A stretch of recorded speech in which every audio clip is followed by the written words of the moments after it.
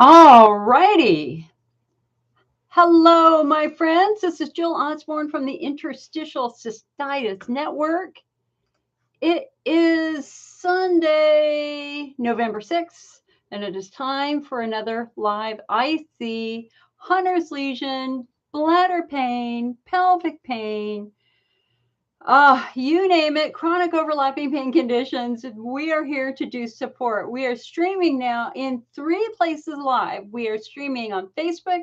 We are streaming on Instagram. Hello, Instagram. I didn't get you working last week, but I got you working this week. And YouTube is over here. So we are tri-casting on 3 separate platforms. So I hope that you're doing well today. I hope, that my purpose in doing these meetings is to make you so strong, so knowledgeable, so informed that no one can mess with you. I don't want anybody to minimize you, to tell you that this is all in your head. I don't want anybody telling you that there's no treatment. And listen, there are, when you're a support group leader, and hi, Scott, I have been a support group leader now for 29 years. You learn very, very quickly that there are different needs in patients who come into your meetings. You've got newly diagnosed patients who need good, basic, encouraging information. You're not alone. You're going to be okay. Let's get you through this. Let's teach you the things you need to know when you've got an injury to your urinary tract or to your muscles or to your central nervous system. But then we also have what I call our grizzled veterans. And our grizzled veterans are patients who have had IC for a long time. You're not responding to treatment. You're exhausted. This has been going on for years, and you are angry and frustrated. Some of you are hiding. You're in your bedrooms. Nobody believes you. You're in a lot of pain. And others of you are plowing through. But the theme here is that you're not getting better. And this is why today we practice something called precision medicine.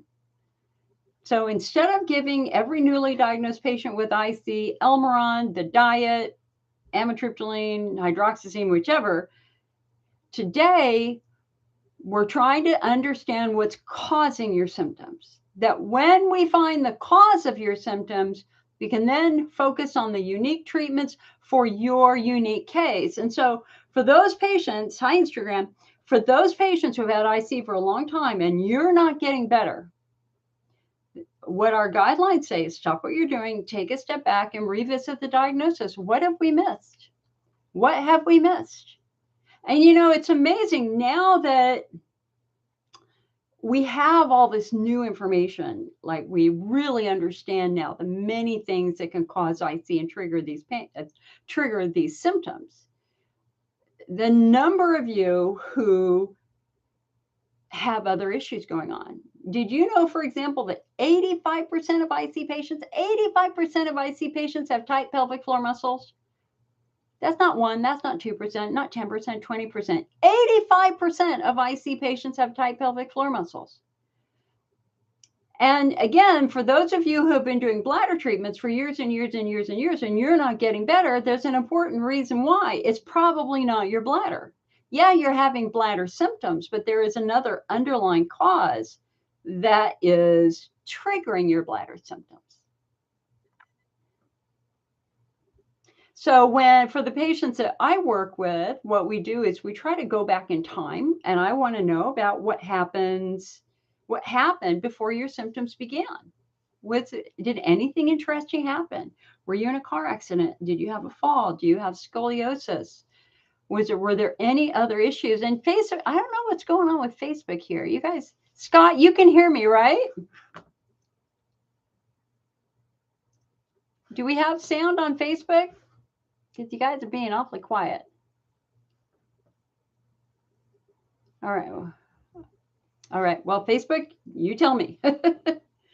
So again, for those patients, you've done bladder therapies for years. You're flaring. No matter what you've done, you've been flaring for years. We're going to stop what we're doing. We're going to stop and reconsider the diagnosis. What have we missed? Thank you, Scott. Hi, Loretta. Thank you. Thank you. Now, it's a slow day. This is interesting here. I'm all amped up, but everybody's doing other things, I think. But that's okay. We just do what we do.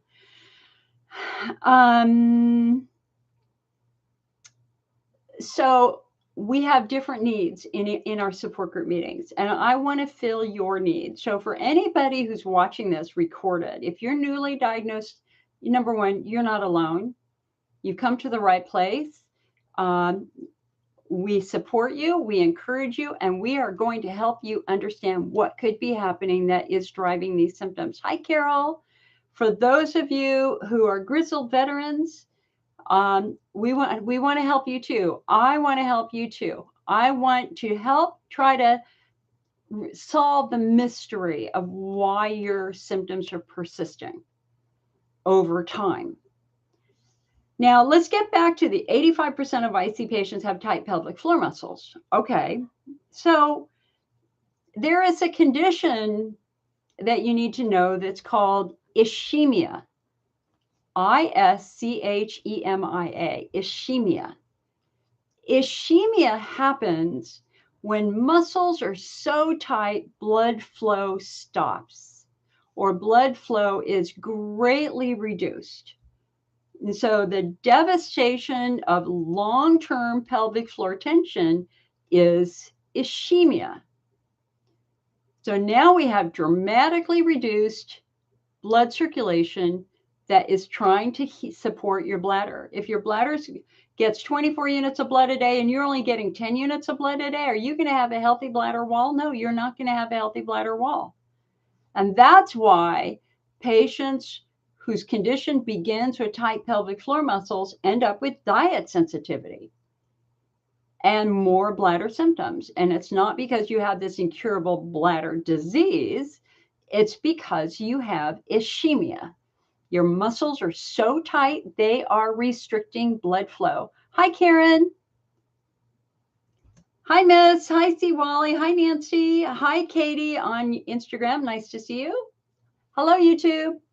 Hi, Barbara on YouTube. So I always talk about something called the chicken versus the egg dilemma. Which comes first, the chicken or the egg? And for us, it's which comes first, the bladder or the pelvic floor, for the great majority of patients.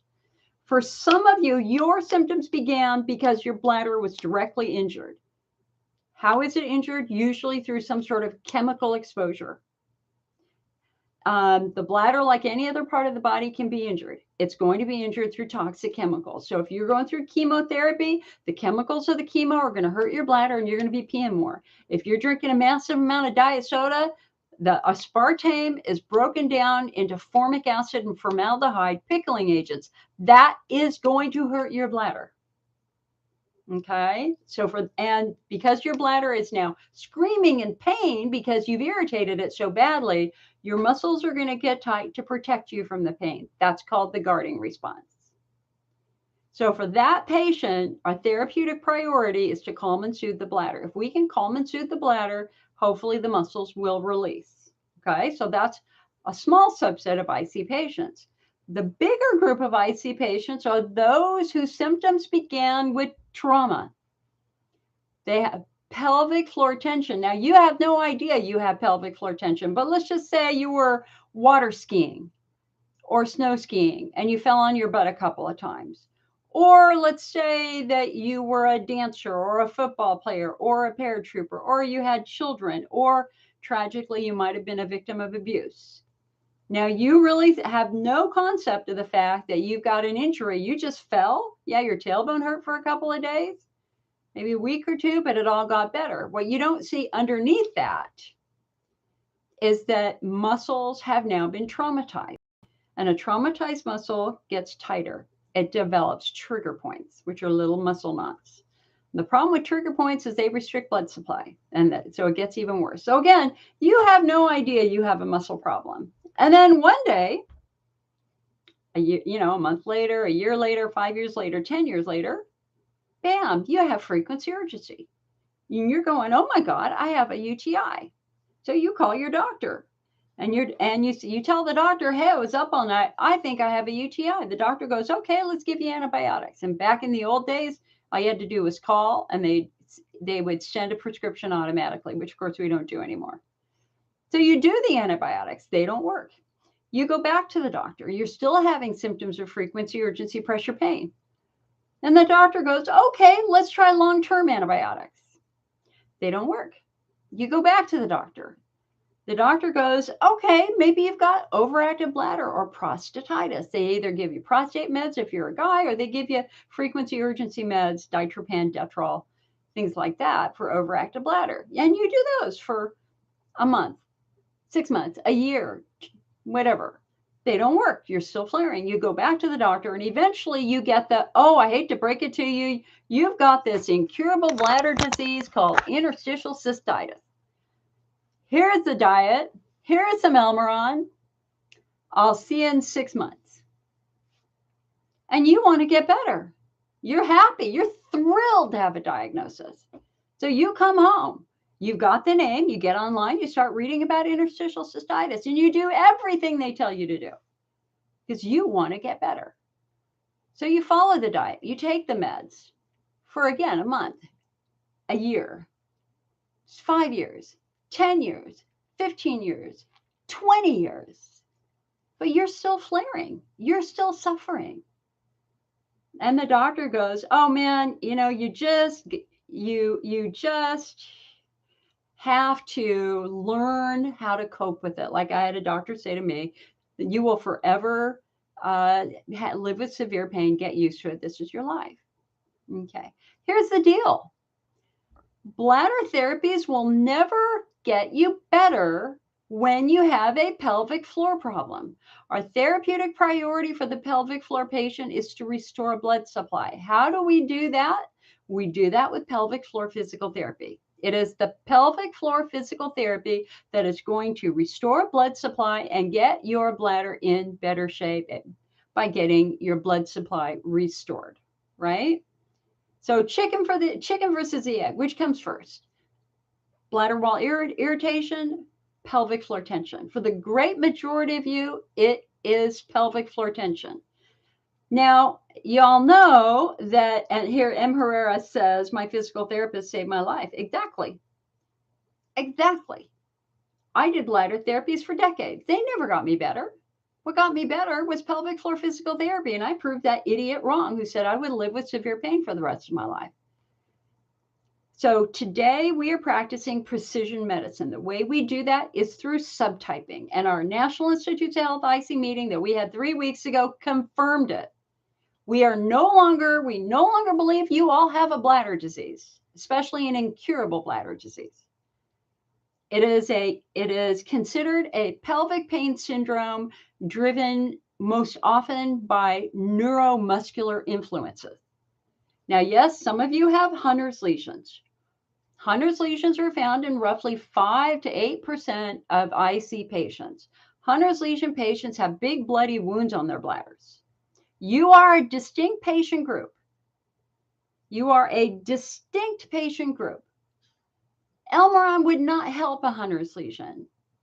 What helps a Hunner's lesion is lesion-specific therapy, steroid injection, cauterization, things like that will help seal that open wound in your bladder. So we've got Hunner's lesions as a distinct group. We also have bladder wall driven as a distinct group. That's going to be kind of the estrogen atrophy patient, the chemocystitis patient. Then we have pelvic floor as a distinct group. Then we have pudendal neuralgia as a distinct group. Then we have chronic overlapping pain conditions, also known as widespread pain central sensitization, as a distinct group. And you all have different treatments. So for those of you who are not getting better, it is time to take a step back, revisit the diagnosis. Let's see if we can practice precision medicine and find what's driving your symptoms. I no longer want you to accept status quo. You deserve a life, not limited by your symptoms. We all deserve that.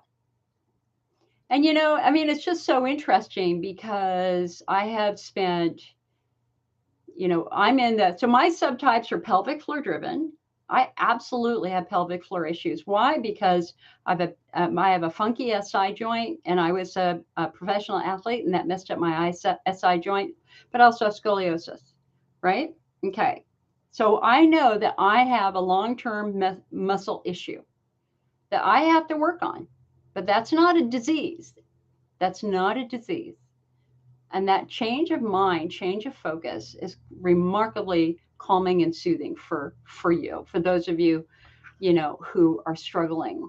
Here, hold on a sec. Now, okay, now we got some people in here. Excellent, excellent. Hi, Karen. Hi, Peggy. Hi, Carol. Hi, Loretta. Peggy says, can you list all the things you can do for levator antispasms and all the reasons you would be getting them? All? Okay, that's a challenging question. So your levator ani muscles are your shallowest muscles. These are the muscles that are right basically above the skin in your crotch. And so these are the ones that basically have 3 holes in them for women, 2 holes in them for men, a hole for your urethra, a hole for your vagina, and a hole for your rectum. And so these muscles are the only skeletal muscles in the human body that also directly influence major bodily functions like your ability to urinate. If these muscles are tight, what do? They squeeze the holes. Therefore, it's hard to urinate. We can call that a urethral stricture. That's what I was diagnosed with when I was 14 years old. It was like trying to pee through a needle. And back then, their treatment was to just jam it open with a dilator, which I had about 100 urethral dilations. Anybody who's had those, you know what I'm talking about. They're nasty. But they never asked, gee, why is her urethra tight? Well, her urethra's tight because the levator ani muscles are tight, right? If you have tight levator ani muscles, you're going to have problems having sex if you're a woman. Because if they're tight, putting something in there is not going to feel good. And you might not even be able to get anything in there. Your muscles may be locked down so tight it's absolutely impossible. You might not even be able to get a finger in there. You might not even be able to get a speculum in there because your muscles are so tight. And for some women, that original injury that causes that vaginismus happens in childhood. There are some women out there who have never had comfortable, normal sex. It hurts every single time because their muscles are so freaking tight. And pelvic floor physical therapy can change that. And then, of course, if you have tight pelvic floor muscles, levator ani muscles, you are absolutely going to have problems with having bowel movements because, again, your rectum is being held tight. Therefore, it's quite hard to have a bowel movement. So patients with tight pelvic floor muscles, tight levator ani muscles are going to be struggling with constipation because you literally can't relax enough. And one of the things that, again, because I'm in the pelvic floor group, along with the chronic overlapping pain conditions group, one of the funky symptoms of tight pelvic floor muscles actually is feeling like there's something there when there's not something there. So like you have a bowel movement and you're done, but you don't feel done. You still feel like there's something in there. And the same is true with the bladder and even with the vagina. The tight pelvic floor muscles can cause a sensation that something is there when there's not really something there. Now, listen, you guys on Instagram, some of you are asking to be in the live video, and I don't really know how to do that. So I'm not going to do that. M. Herrera said, yes, I did the installations, hydrodetentions. I had a device implanted in my spine, experimental procedures. Eventually flew from Miami to New York, saw Dr. Muldrin, physical therapy, and it was life-changing. Exactly. And here's, got to understand, guys, that there are some states that suck, and I'm not surprised you didn't get good care in Florida. If MIA stands for Florida, in Miami. Because Florida is one of those states that really struggles to find good doctors because your Medicare reimbursement rates are so low.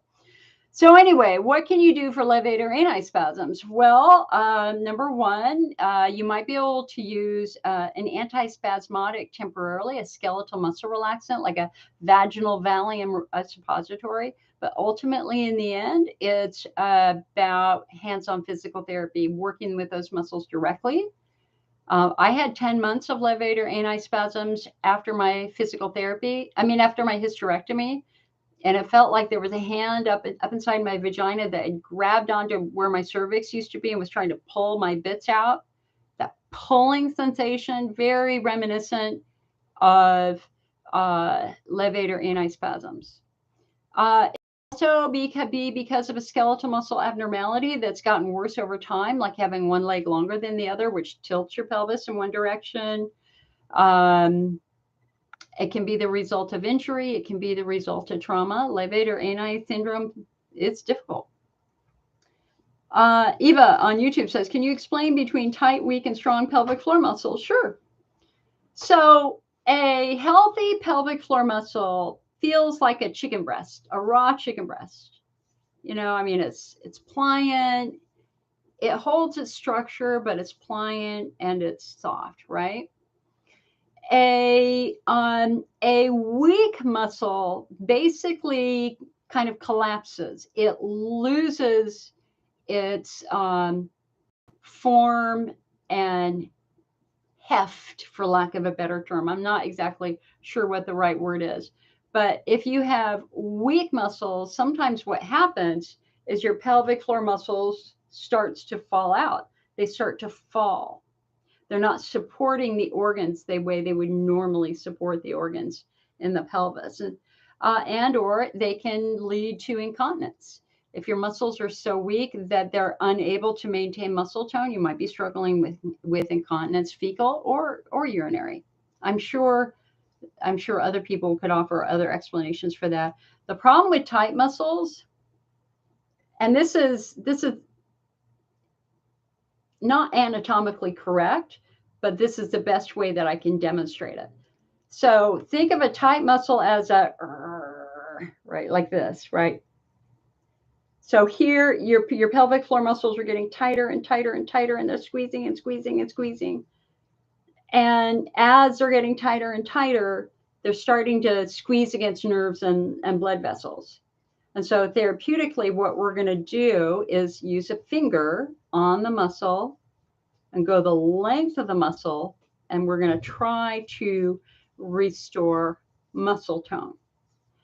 So I do internal massage myself when I'm feeling, I mean, because you can tell the health of your pelvic floor just by how you're urinating or how you're having a bowel movement. Listen, if you can sit on the toilet and pee like a horse, your pelvic floor is fine. If you sit on the toilet and you're stopping and starting, that's a sign that your muscles are starting to get a little bit funky. And if you have to hesitate, if you have to sit there 5, 10, 15, 20, 30 seconds, a minute, 2 minutes. I've worked with some patients who cannot pee for 5 or 10 minutes. Their muscles are so tight. It takes that long to relax those muscles. So how you're urinating is going to directly tell you the health of your pelvic floor. So here, hold on a sec. Let me grab my, all right, where's my wand? Oh, I'll just use my finger.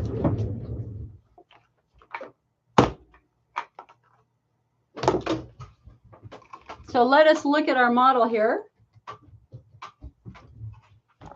So this is your pelvis, this is your pubic bone, right?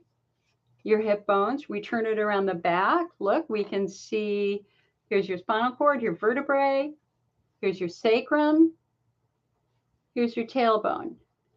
And I really want you to look at this tailbone, because look at everything that attaches to the tailbone.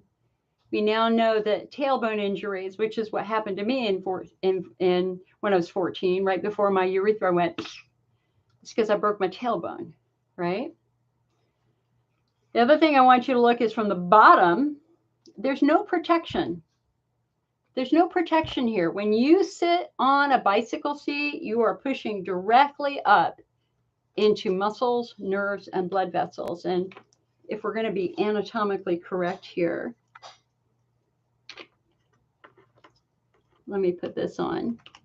So this is the lowest level of muscles, right? These are the group that we call the levator muscles right here. Okay. So again, we can tell how you're doing by how you're urinating.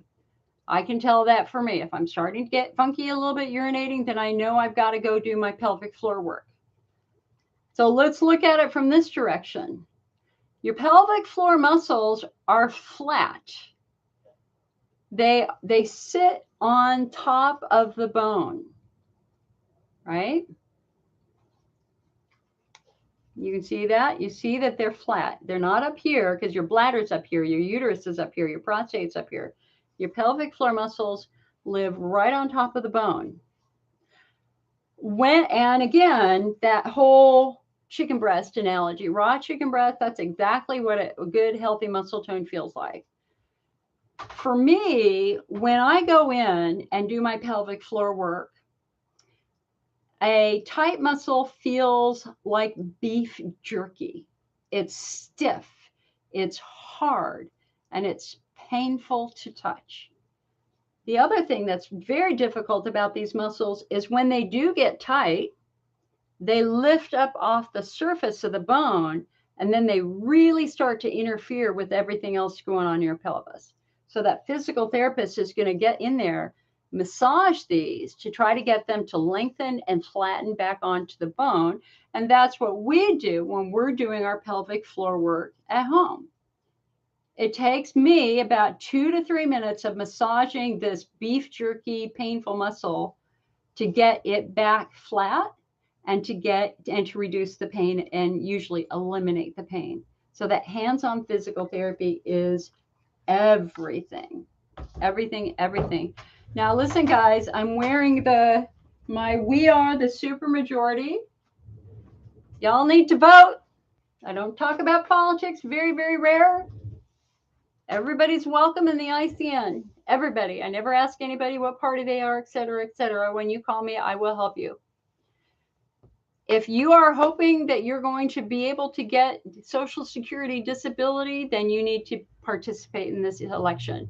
Google it. That's all I'm going to say. Sandy says, what doctor in New York? Robert Moldwin. Robert Moldwin. He's out on Long Island. He's the head of the Pelvic Pain Institute at Long Island University.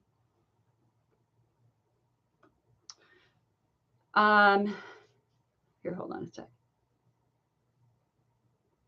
M. Harris says, yeah, Florida's not good. M. Harris says, I've had IC 15 years and just learned that constipation is related to IC. Constipation is related to tight pelvic floor muscles. Remember, IC doesn't mean anything.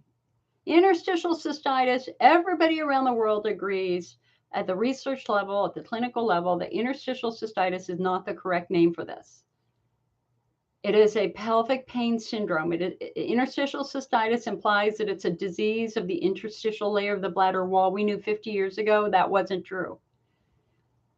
Most of the world is no longer using the term interstitial cystitis. They're calling it bladder pain syndrome or painful bladder syndrome, or if you're in Asia, it's hypersensitive bladder syndrome. In the United States, we are continuing to use interstitial cystitis, but we qualify that with IC/bladder pain syndrome. And the reason why is because we've done so much advocacy, like Social Security rulings. Our concern is if we stop using the name interstitial cystitis, that's going to influence your ability to get Social Security disability if the program is still operating, because there is a very strong movement on the part of one party to get rid of all Social Security. So again, if you're hoping you're going to get Social Security retirement, I am. You need to do your research and go vote on Tuesday. Can weak muscles cause frequency, urgency, and pain? I'm not incontinent, but my physical therapist said I have weak pelvic floor muscles. Can that cause pain in the very low abdomen? So normally what happens with weak muscles is you might have, like the first time I had a pelvic floor assessment was really interesting. It was done by a physical therapist, Karen Kurtovich, here in Rohnert Park, California.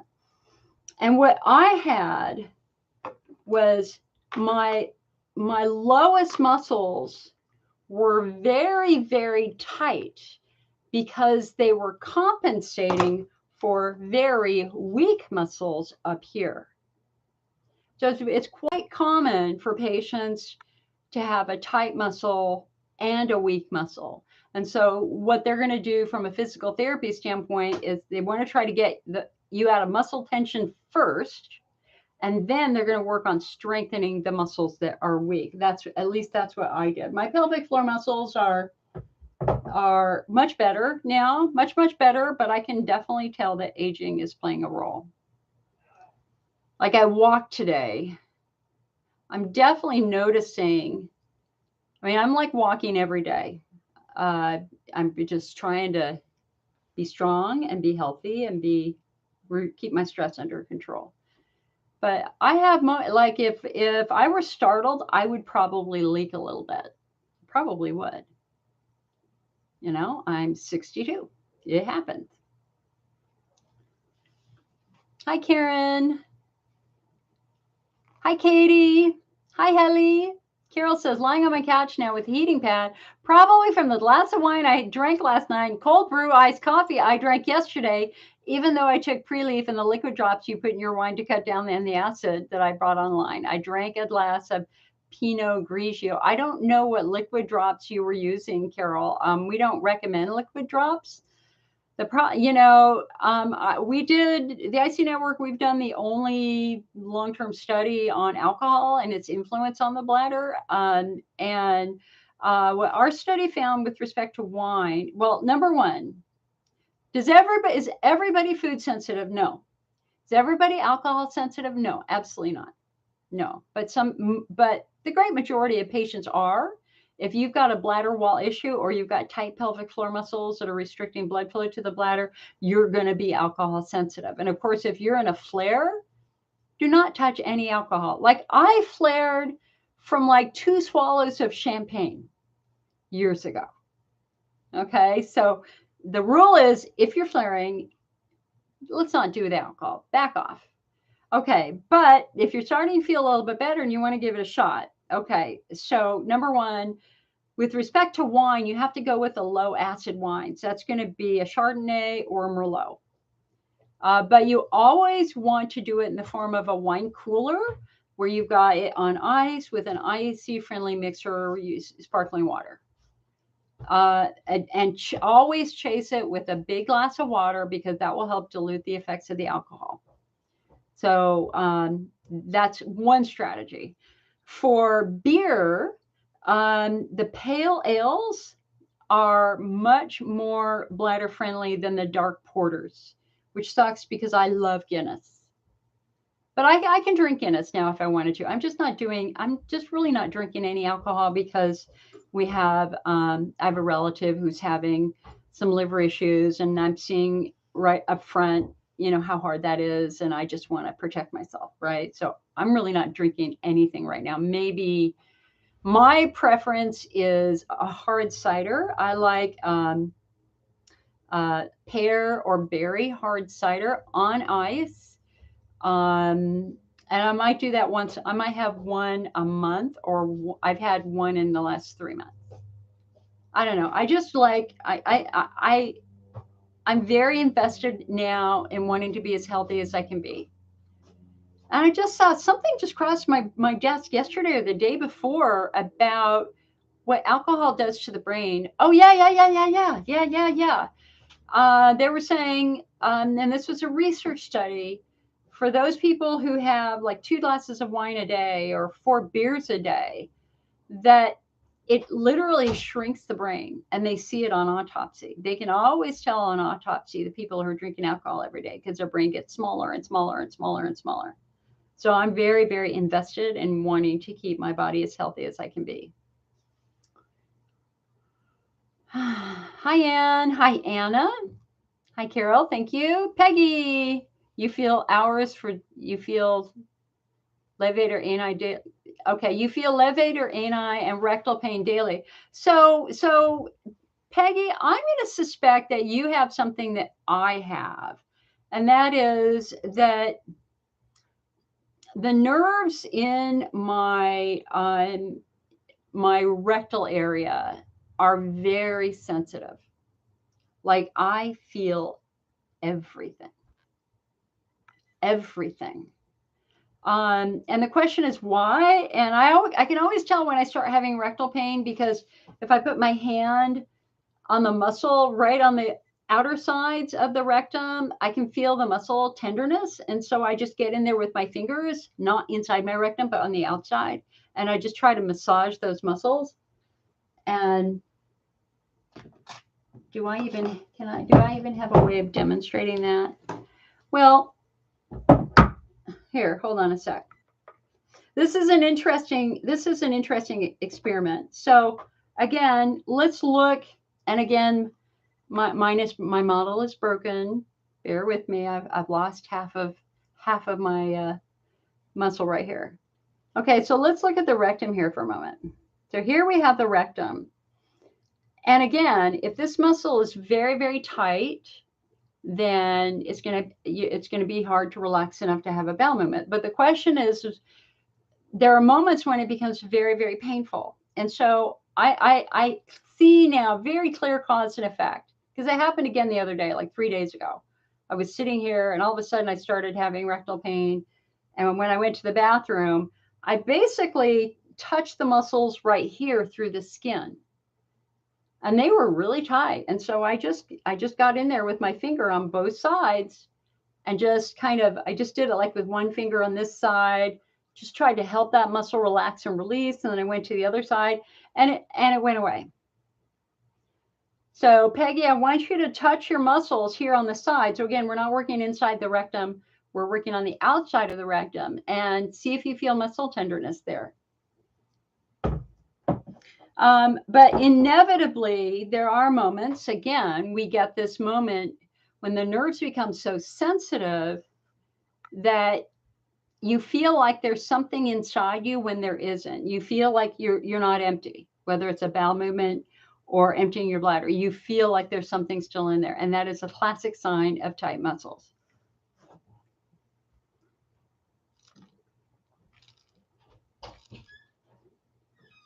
Okay, Carol says, you seem to have bladder pressure all the time. It's a horrible feeling. You took a cystoscopy test, found no cancer, but you've had more pain and burning since the test, which will be 2 weeks from this Wednesday. Asked to see the physical therapist for pelvic floor, and I'm seeing one this Wednesday. I'm hoping it will help you. I think it will, hon. I think it will. You know, remember when you go to physical therapy for the first time, we need an independent set of eyes on your pelvis. We just need an independent set of eyes. We need them to study your body. And so when you go to that appointment, they should have you walk up and down a hallway. They want to see how you're walking. They're going to look for muscle tension in your glutes, in your thighs, in your core, in your back, etc. And then they're going to ask to do an internal exam. That's the most important part of that exam, where they will basically, for women, it's vaginally, for men, it's rectally. They're just going to stick their finger in your vagina and they're just going to touch groups. They might touch up here. They're going to touch down here. They're going to touch on the side here, here. And if they can touch a muscle and trigger your pain, that is what I call your hallelujah moment. That is very, very, very, very exciting. All right. Now, again, you guys on Instagram, like Teresa, you just requested to be in the live video. I don't really know how to do that. So if there's something that you want me to address, type it in there, because we're simulcasting right now on Facebook and YouTube and Instagram. And so if I make you live, nobody else will see it. So Carol, the other thing I want you to think about, so literally from day one, when I started being a support group leader, we had patients who kept saying they felt like they were carrying a bowling ball around in their pelvis, like a bowling ball, like this heaviness that gets worse as the day goes on.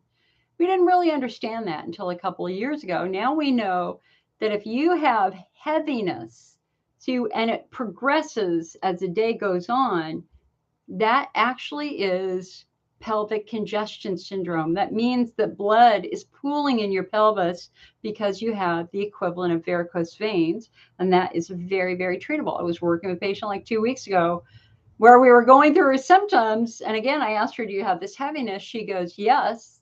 And I said, well, that's related to pelvic congestion syndrome. And she goes, yeah, I just had an MRI and they just told me I had pelvic congestion syndrome. So we want to make sure that we got good blood supply, and having blood pooling is not good blood supply. It's very easily treatable with an interventional radiologist.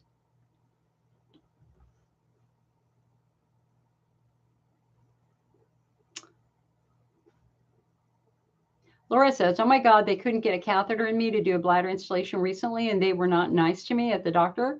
Pretty much just told me to relax so I could do the instill. Wow, I had no idea. I pee in 3 streams and the doctor won't listen to me. So yes, Laura, you need to go have a pelvic floor assessment. Bobby says, can tight pelvic floor muscles cause vaginal hood discomfort?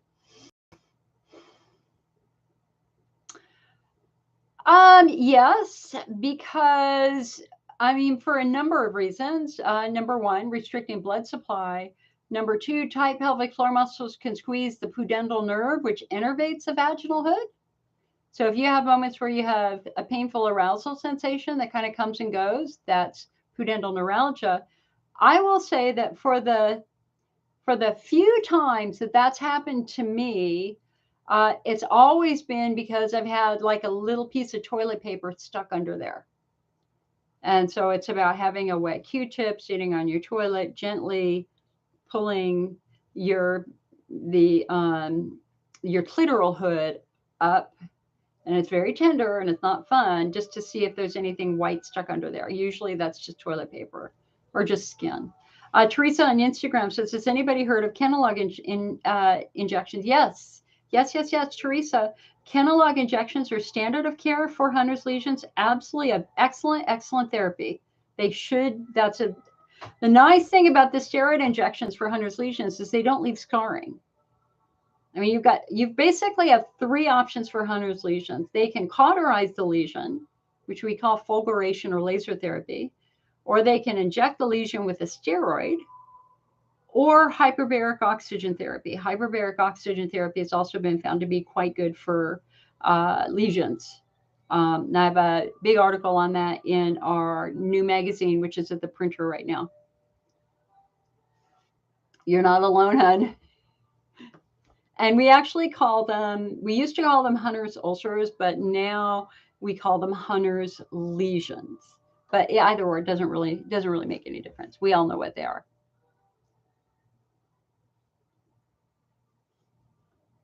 Said, thinking about taking collagen peptides. Any you recommend or not recommend?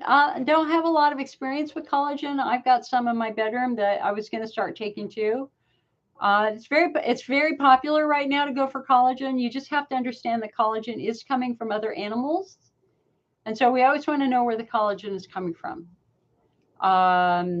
It's kind of like chondroitin. Chondroitin is, when we think about providing a coating effect to the bladder, we think about chondroitin, because chondroitin is a molecule in the bladder wall. Okay, chondroitin is essential to the superficial integrity of the bladder wall. It plays a critical role in the integrity of the bladder wall. And so when we do chondroitin installations, or we do chondroitin in the form of a supplement, we always have to ask, where is it coming from? There are 3 general suppliers of chondroitin: shark fin, and we don't want to support the shark fin industry. It's terrible. It's banned throughout most of the world. It's the Asian fisheries who find sharks in the ocean, cut off their fins, and then dump them back in to die an agonizing death. So we're not going to do anything with shark fin, period, end of story. Our second source is cow trachea. So the cows that are being slaughtered for beef, they harvest the trachea, throat. But cow trachea is banned in the European Union because of a risk of mad cow disease.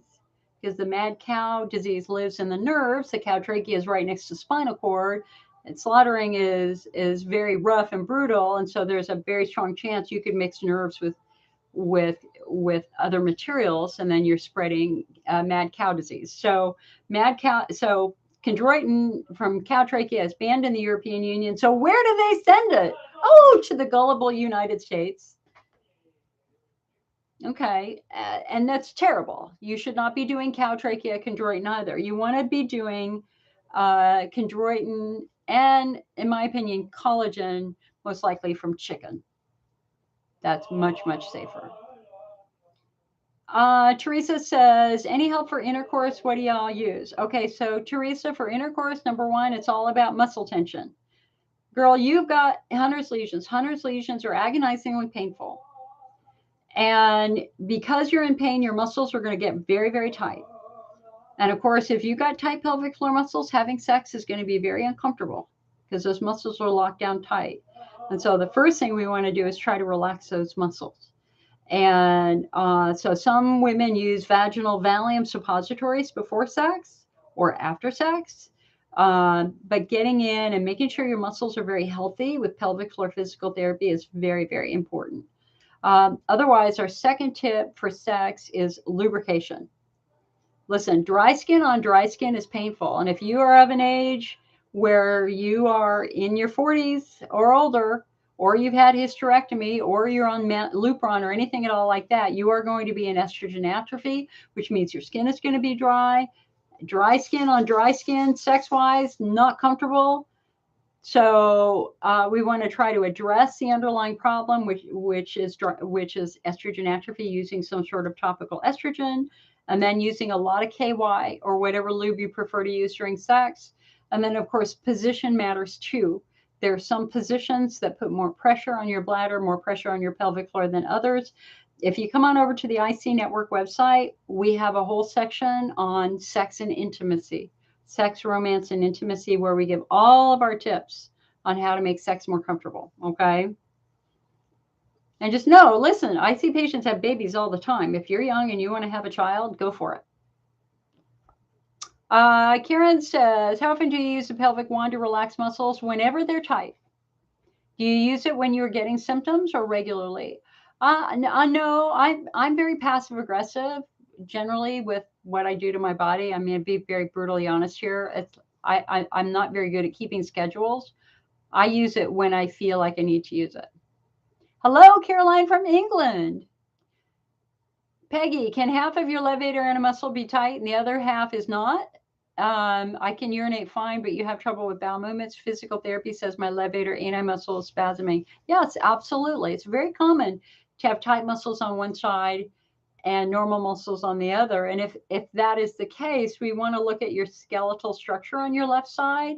Is your SI? I mean, for me, my piriformis muscles on my left side are almost always tight because they're trying to hold my very loose SI joint together. So when you got tension on one side, you always want to work with your physical therapist to try to understand why. Hi, Gloria. Gloria says, what do you think about Botox for pelvic floor muscles, very tight muscles, but you have incontinence controlled by a bladder inner stem? You know, it's an absolutely viable therapy. Botox is a great way to get those muscles to chill out. They can put Botox in your bladder wall directly, or they can put Botox in your pelvic floor directly. I just don't know. I mean, I would be talking to the urologist about your inner stem and any contraindications about using both at the same time. I'm not aware of any contraindications. I'm not sure, honey. I'm not sure. And again, Peggy says your levator ani is spasming. Yeah, honey, I've been there. I had constant levator ani spasms for 10 months after my hysterectomy. And, you know, when I went into my OBGYN, who for 10 months said, oh, Jill, it's just, you're just recovering. It's like, no, something's wrong. He could see my muscles quivering. Like they were just quivering spontaneously like that. And he goes, wow, I can see it. Your muscles are quivering. You're having levator ani, involuntary levator ani spasms. And I said, so what do we do? He goes, well, we send you to physical therapy. I'm like, sign me up. I'm ready. Sign it up. I am more than happy to have physical therapy. And he said, well, I need to warn you that most women drop out. And I said, well, number one, I'm not most women, and that's not going to stop me. But I did say why, and he goes, because it's painful. And I went, okay. And the first couple of times, physical therapy wasn't painful. It was the driving home that was painful. It took 3 physical therapy appointments to get my levator to stop spasming, but I had to do a bit more. I probably had like 7 or 8 physical therapy sessions, which finally got my levator to stop spasming entirely.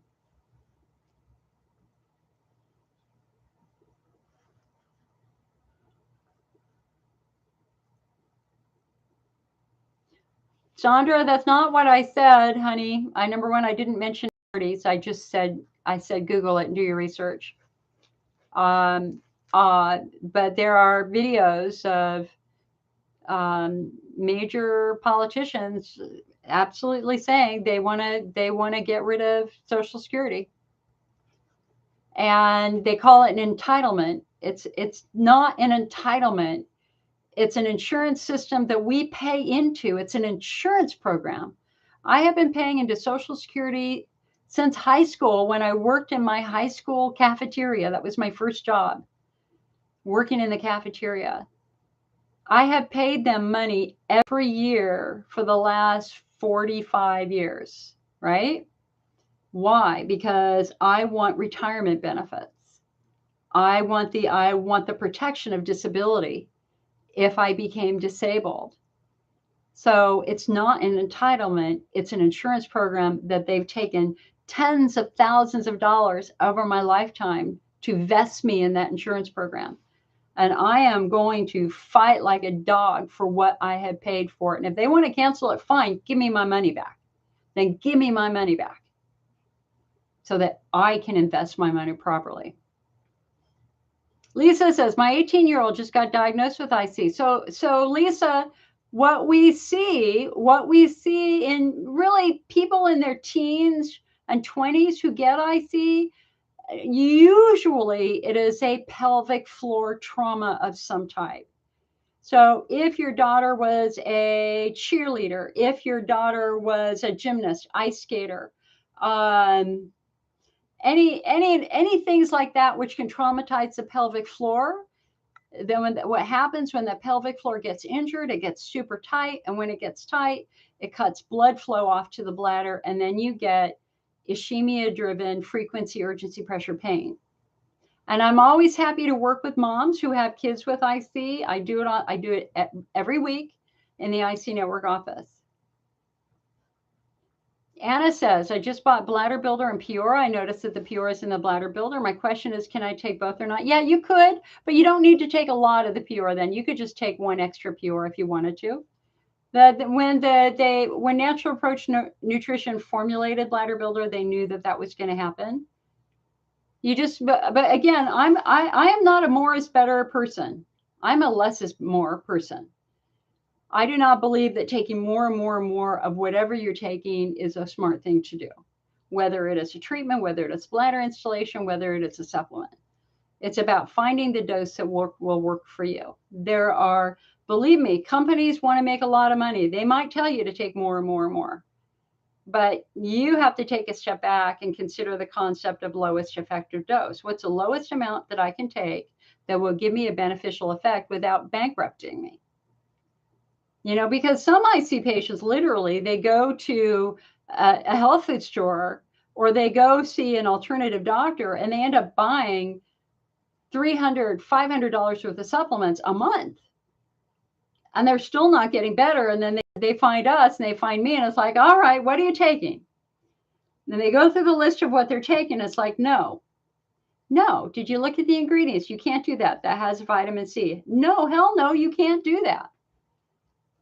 You have to understand the vitamin stores. They don't understand the concept of injury versus infection. They're going to load you up on things that they believe might prevent infection that are going to be devastating for an injured bladder. Hi, Sue.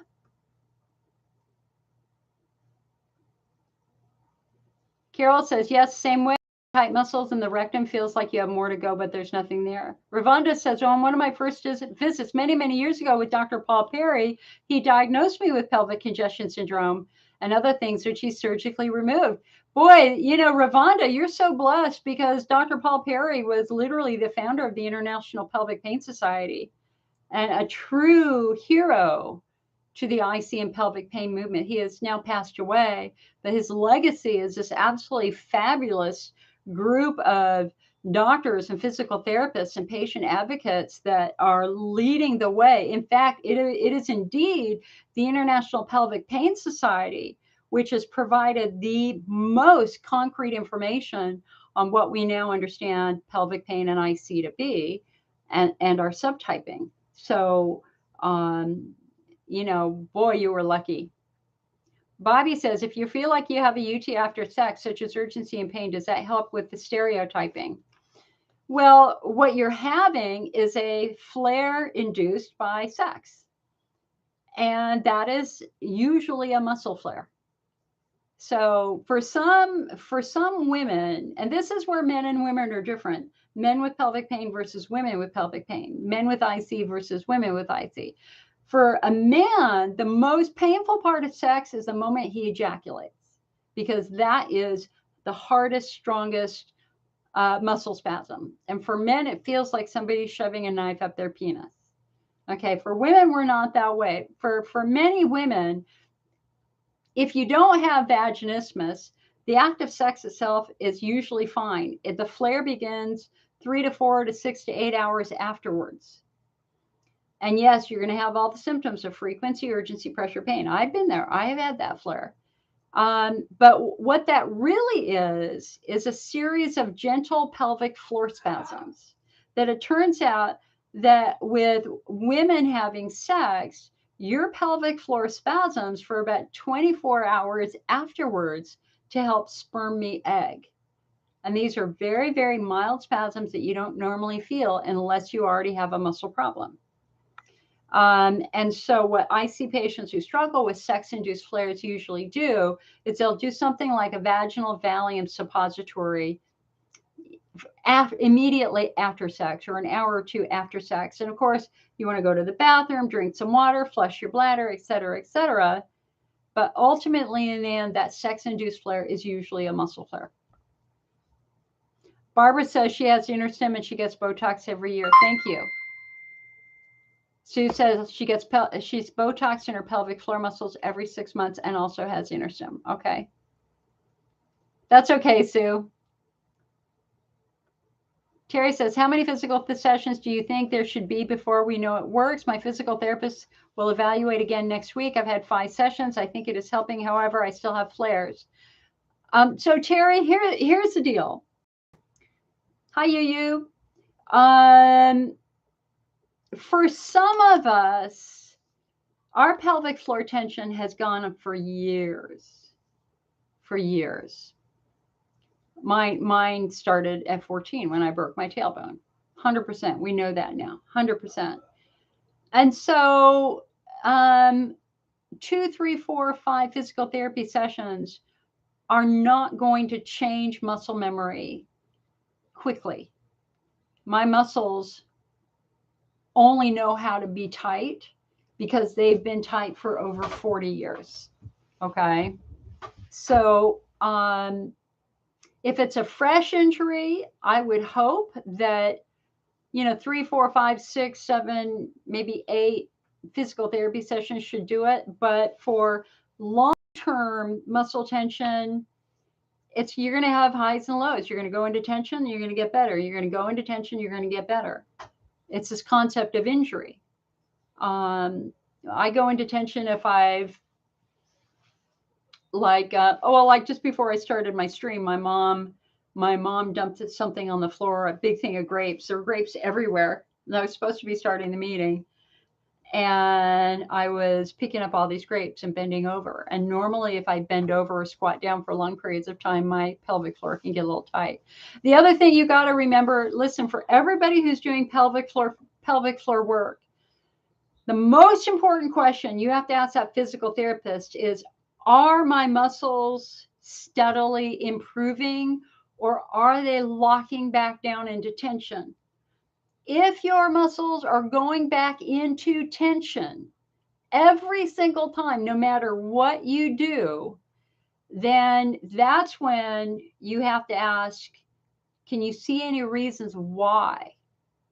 That's when we have to step away from the muscles and look at the bones. Do we have a bad hip, a bad SI joint, a bad knee, something, because it's the bones that put the long-term chronic tension on the muscles. Do you have a broken tailbone that is healed out of position?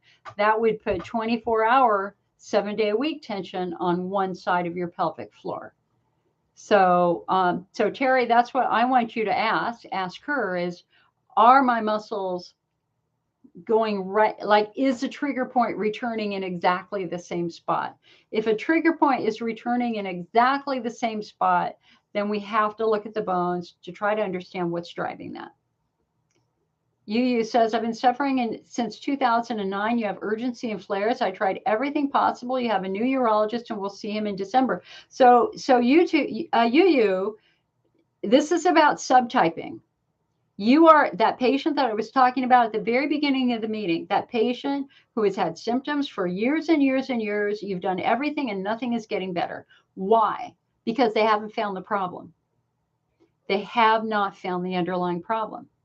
If you've done every bladder therapy you can do and you're not getting better on any bladder therapies, then it's probably not your bladder. It's probably something outside of your bladder, like tight pelvic floor muscles, fibroid tumors, pelvic congestion syndrome, et cetera, et cetera. And you guys, for those of you, so again, I'm streaming. We're streaming. Up here is YouTube. When I'm looking over here, I'm looking at YouTube chat. Here is Facebook. And when I'm looking here, I'm looking at Instagram. Okay. So again, this is about understanding what is driving your symptoms of frequency, urgency, pressure, pain, cause versus effect. Stop chasing the symptoms. We have to find out what's causing the symptoms. And so when you go into the doctor and you say, I don't care what you give me, just give me something, I need to feel better, you are sabotaging your recovery. The far more important question to ask is, Doc, what could be causing this pain that shoots down my leg? Why is sex painful? Why, when I sit down, do I feel a fluttering? And the devil is in the details here. It's your symptoms, especially that weird, unusual, random symptom that only happens once a week or once a month, that helps us really fine tune your diagnosis so that we can give you the right treatments for your unique case. So they just haven't found the cause yet. Yu says, I also get depressed. You feel very sad and you tend to distance you. Honey, we've all done that, because this is an invisible condition. Nobody can see it. You're suffering.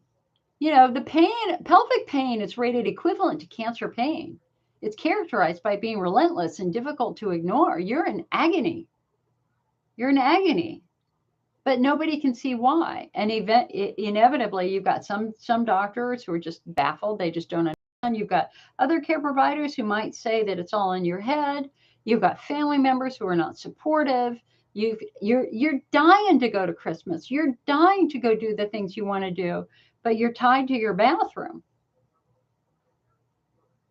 Honey, you're preaching to the choir here.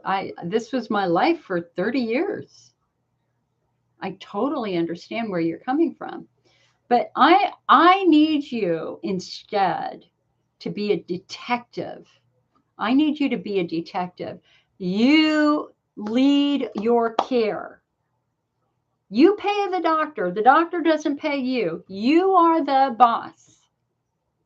You direct your medical care.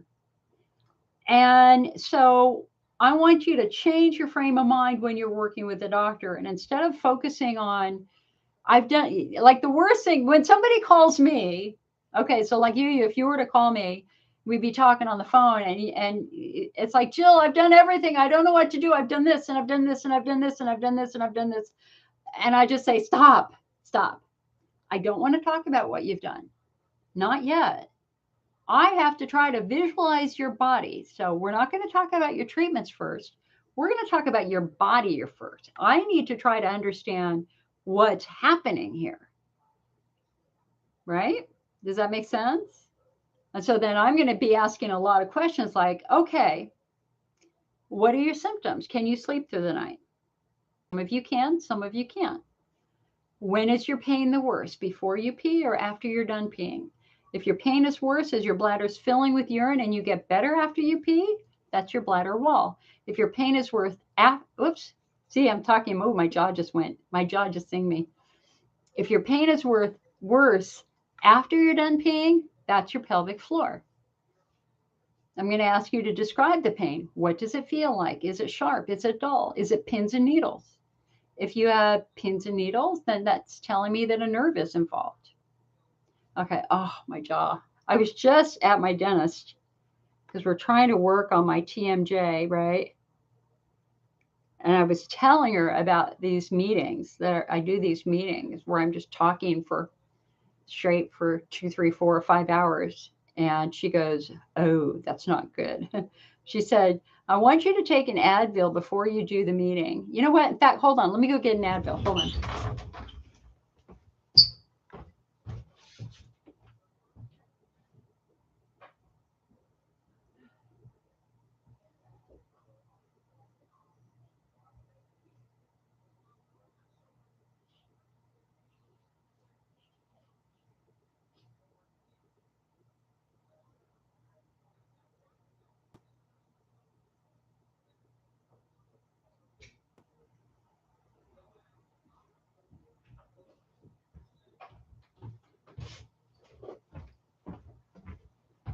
All right.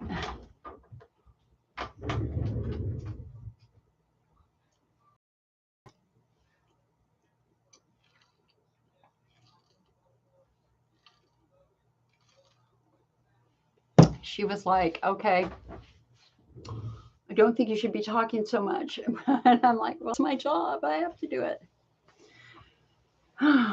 Okay. So again, if you're working with me on the phone, I want to really dive down deep into your symptoms. Then what I'm going to do is I'm going to say, okay, tell me about when your symptoms began. What was happening? What was happening when your symptoms began? What do you think triggered your symptoms? And it's amazing the number of you who actually, when I ask that question, you go, oh, I know exactly what happened. I was on my honeymoon, or I had fallen, or I had just had a baby. And that events matter, trauma matters. And yet others of you have had really, really, really bad trauma, but you never told your doctor about it. Especially those who have been sexually abused. It's very, very important that the doctor know that, because that's actually trauma to your pelvic floor that can help them understand what's going on. And so then we work through our way through the subtypes: Hunner's lesions, bladder wall driven, pelvic floor driven, pudendal neuralgia, and central sensitization. And Yu says, and you need to use protective underwear just in case I don't have a bathroom nearby. Yeah, we've all done that. We've all done that. I carry travel johns in my car. I've never had to use them. I had a lot of anxiety driving, because if I once got stuck in a traffic jam on the Golden Gate Bridge for half an hour and I did not stop and use the restroom, and I was dying in pain that day. And so I always carry in my car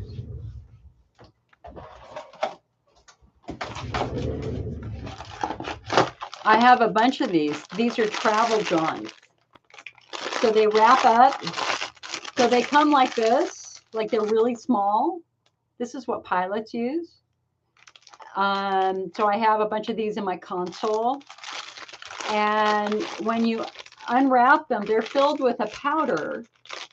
And the powder immediately solidifies. You never have to worry about dripping or messes or spillage. So literally just drop trow, pee into this, and then it solidifies, and you just throw it in your next trash can.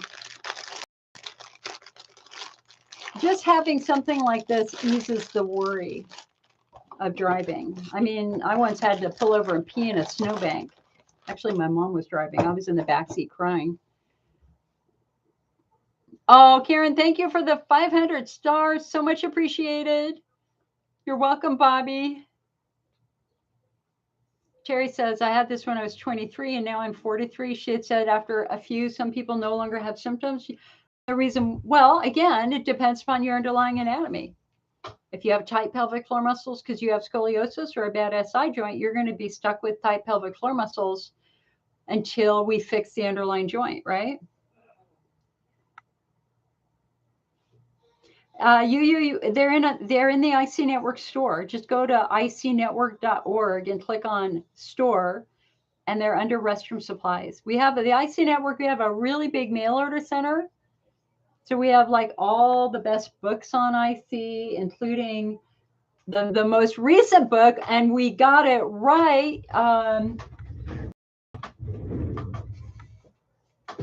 So the most IC book was my book. Gay Sandler and I wrote this. We released it 2 years ago.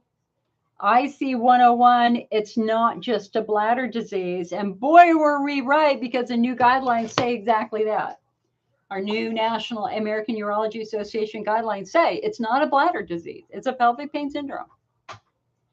So if you're looking for good information on that, as well as on the subtypes, I would consider getting this book. It's $9.99 on Kindle. You can get it on Amazon. You can get it on all the e-readers. And of course, we have the print version in the IC Network store also. It's really, I have to update it with the new guidelines, but it's a solid book. It's a very good start. We have several doctors recommending it now. Sue says, misdiagnosed for over 25 years as a bladder condition, which was always a nerve and pelvic floor issue. Dr. Ken Peters for helping me figure it out. Sue, did you ever get the surgery so Sue's case, and Sue, because you've talked about this publicly, I'm assuming it's okay that I talk about this. So as she just said, she was misdiagnosed with interstitial cystitis for decades. But Sue, if I remember correctly, when you did the pelvic floor physical therapy, it always hurt. It always hurt, right? In one spot. And that was when Dr. Peters, and I always say, listen, if you've got a spot, whether it's on the left side, whether it's on the right side, whether it's low, whether it's high, if your symptoms always go back to a specific point, your job is to point that out to your doctor and ask, what's there? What structure there? And that was when Sue, he found this massive scar tissue, right? He found a massive scar tissue that's kind of woven through your pelvic floor and nerves. So it didn't, and so did you get that? I think COVID stopped you from getting that surgery to get that repaired, right? Hi, Angie.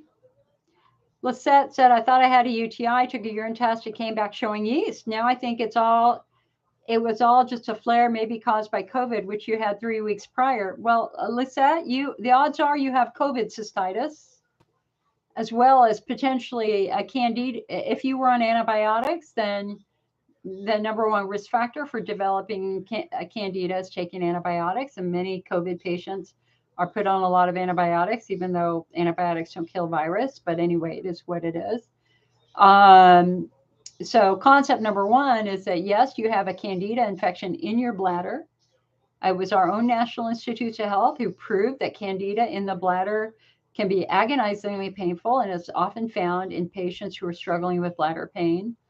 But the other thing that you might be having is COVID cystitis. COVID cystitis is a cytokine storm, is the cytokine storm. So COVID cystitis is not a respiratory virus. COVID cystitis is a virus that attacks cells throughout the body, especially in the lining of the blood vessels, but it can go to the blood vessels, it can go to the kidney, it can go to the brain, and it can go obviously to the lungs. And it provokes this massive body-wide inflammatory response, a cytokine storm. And so they have found markers for this cytokine storm in the bladder, in urine. And so 75%, according to our study, because we've been researching this now for 2 years. It was researchers in Germany who first identified COVID cystitis. This was just confirmed by urologists, including top IC doctors in Michigan. Again, the first year of COVID, they also found this high incidence of bladder symptoms in patients with COVID. We call it de novo COVID cystitis. Patients who have no history at all of any urinary tract issues, COVID, get diagnosed with IC, but it's actually COVID cystitis. I have a website I built on this, covidcystitis.org. The other thing that they have found is in patients who were very, very, very ill, and I was working with one on Friday where she was, like 12 weeks. Like they didn't think she was going to make it. Her COVID was so severe. And sometimes in those cases, they've actually found live COVID virus living in the bladder. So COVID cystitis is real, okay? And what our study shows is 75% of IC patients who get COVID report flares, and 25% report very severe flares that last for up to 6 months. And we do not have treatment for it. I just emailed all the top docs. They all got back to me last week or the week before. Do we have anything new for COVID? They all went, no, they don't. COVID cystitis.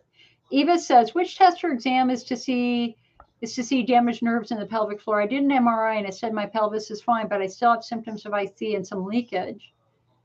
Well, Eva, you know, nerve damage has very distinct symptoms. So if you have electrical pain, burning pain, if you've got pins and needles, if you've got areas of numbness, if you've got PGAD, if you've got sciatica, moments where you get sharp pain that shoots down one leg or the other, those are all distinct symptoms of nerves. And diagnostically, what they would do is a nerve block. They would do a nerve block to try to, based upon your symptoms, they try to identify the nerve. And then based upon what they've identified, they will then try to numb the nerve to turn off the nerve. And if they can numb the nerve and all your symptoms go away, then that is the ultimate diagnosis that proves that you've got a nerve issue going on. I know that there's something called a dermatome. So the nerves that come off your spine all go to different parts. Some go to the left side, some go to the right side, some go to the outer thigh, some go to the inner thigh, some go down the front of the thigh, others are the back of the thigh, et cetera, et cetera. And so based upon where your symptoms are, they do kind of a dermatome reverse analysis to try to figure out where higher up the nerve might be compromised. If, for example, you might have a compressed disc. Dermatome, DERMATOME.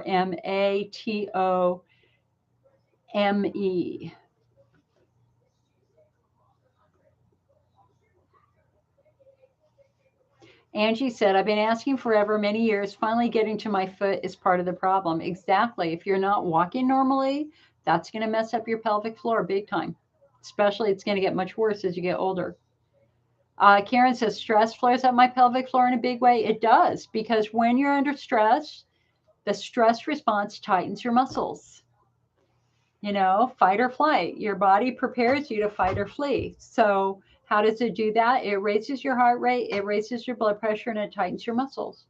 So a stress-induced flare causes pelvic floor tension. And literally, the pelvic floor muscles are the first muscles that get locked down because they're center to the body. Okay, I got to wiggle. My pelvic floor actually right in my left sit bone is talking to me right now, just a little bit.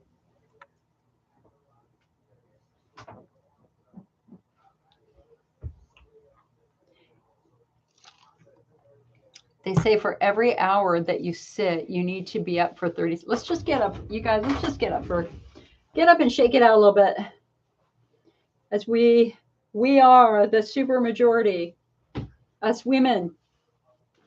Let us take our power back. I don't want anybody voting, not voting based upon their own beliefs. In my mother's generation, she asked my dad how to vote. Okay, that's long past. That's long past. You shouldn't be asking anybody else how to vote. You need to be doing your own research because it's you and the vote. You make your decision. So take a little bit of time to read up on the issues.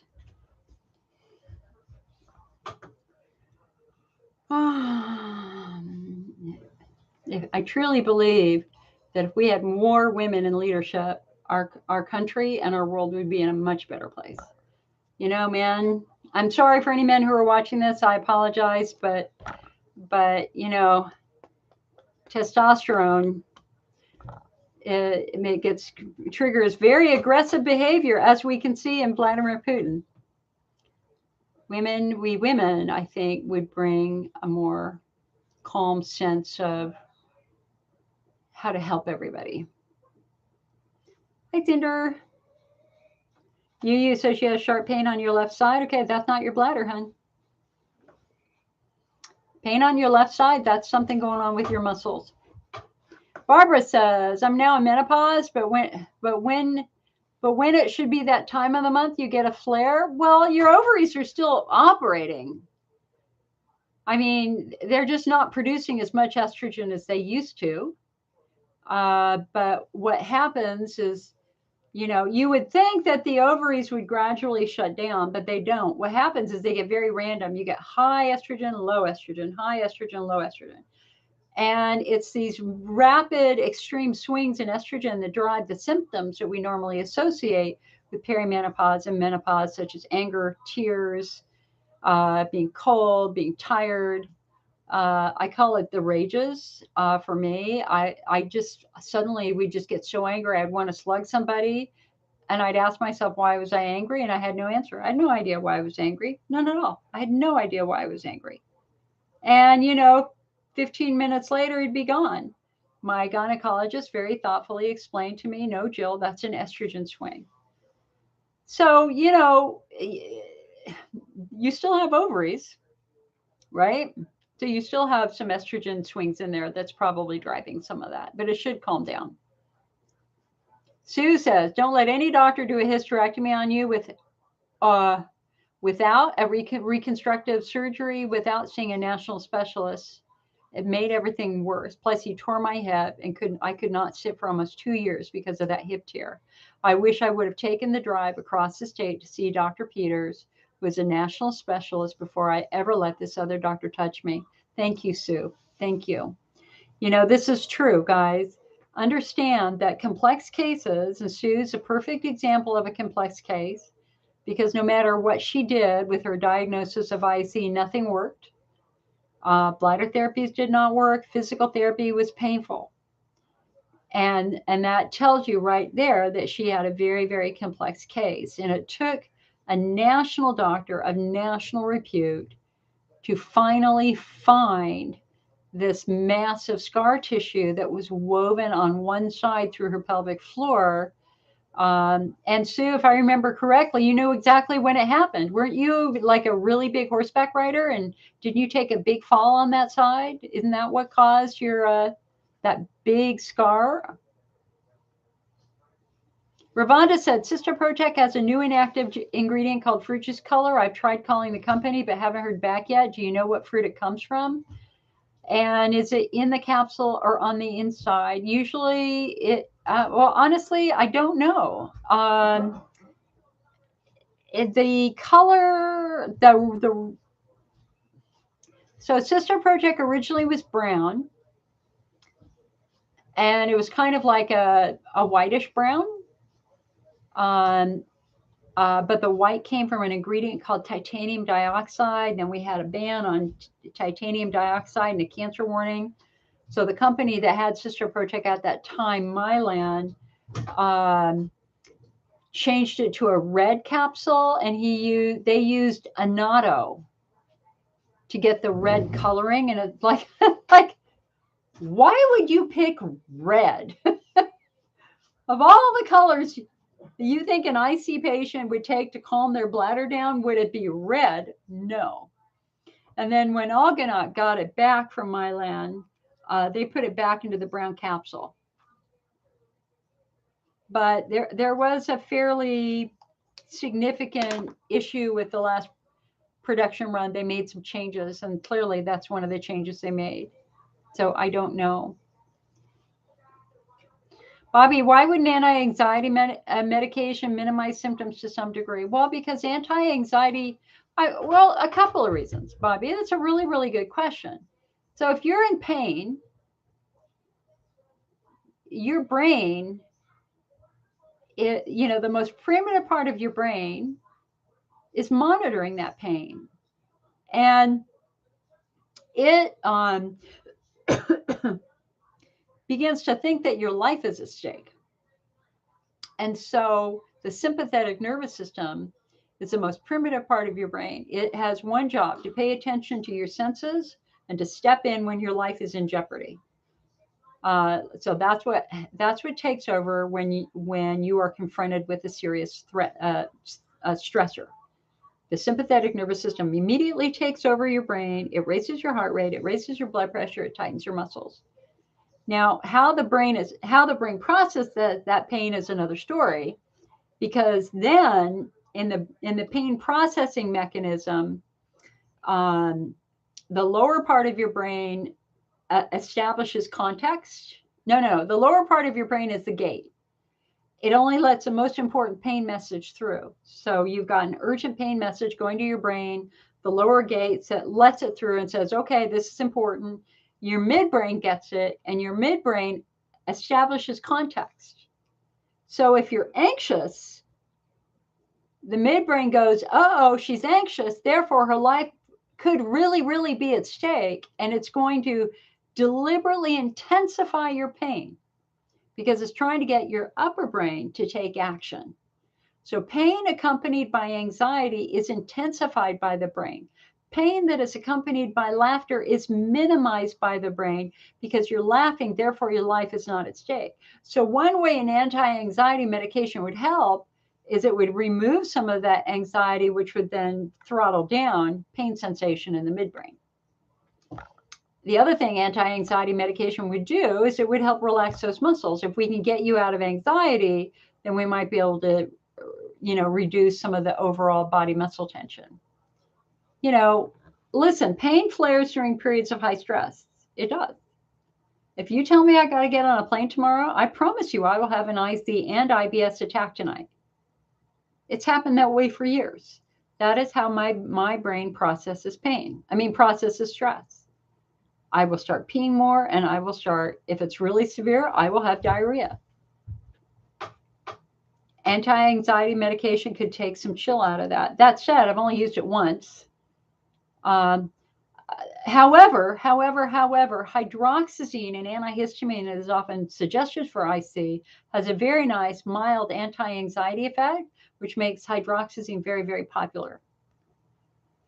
Denise here on Instagram said, I had a cystoscopy 6 years ago that created all of my symptoms. It was so painful. I had extreme bladder spasms. Denise, was that a hydrodistension with cystoscopy? Did they stretch your bladder with water first? Or was it just what I call a looky-loo, where they just stuck it into your bladder for a couple of minutes, looked around, pulled it out? So what kind of cystoscopy did you have? So it's done in the doctor's office. Did they put water in your bladder when they did it? Or was it a looky-loo? They just numb your urethra, stick a cystoscope in, take a look around, pull it out. You're one and done in less than 5 minutes. So did your cystoscopy involve any fluid going into your bladder?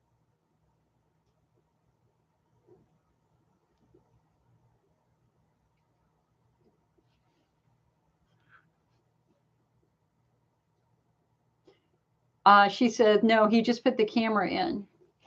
Did you bleed afterwards? Did you have blood in your urine that night?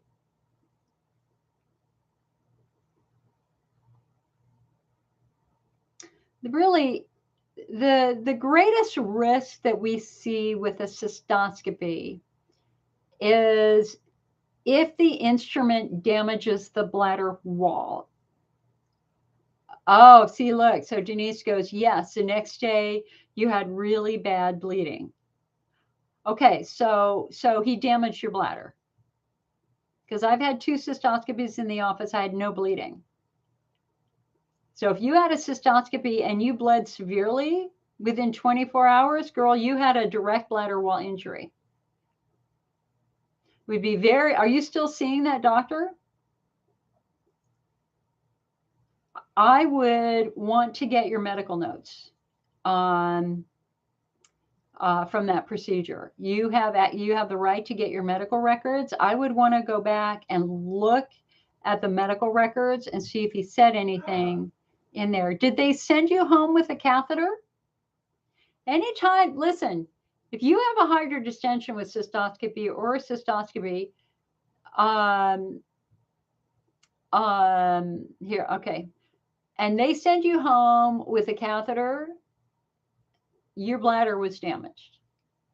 There are a number of patients who, after hydrodistensions, they're sent home with a catheter, and like nobody tells them why. And then 5 days later, then the catheter is removed. They go, "Oh yeah, we cut your bladder, we ruptured your bladder." He says, "No, he denied the procedure could do anything." Well, then what the hell caused the bleeding? I mean, that's the question. Is I had no bleeding before the test. I had the test. I had massive bleeding the day after the test. What else would cause that bleeding? So are you still seeing that doctor? I mean, the only other thing that's going to cause bleeding is going to be a really bad UTI or bladder cancer.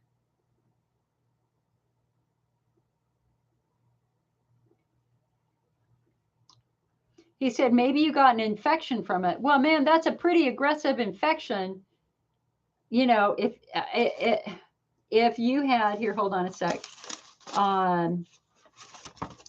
If you had bleeding, 12 hours later, it's possible.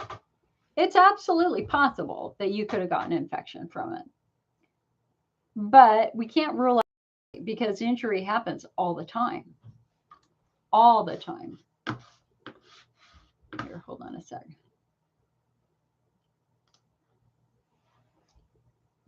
What I would do is I would get your medical records. I would want to look at the notes he wrote down in your record during the cystoscopy to see if he makes note of doing anything. He prescribed antibiotics, but then the culture came back negative, so he said stop the antibiotics. Well, I work with injury patients all the time.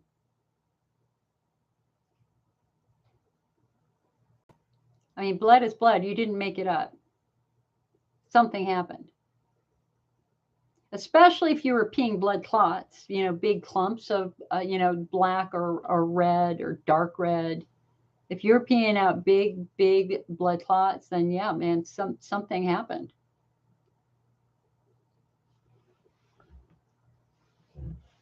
Sue says she went to physical therapy after hip tear surgery, used up all your visits. Now you have to wait until the first year to go back.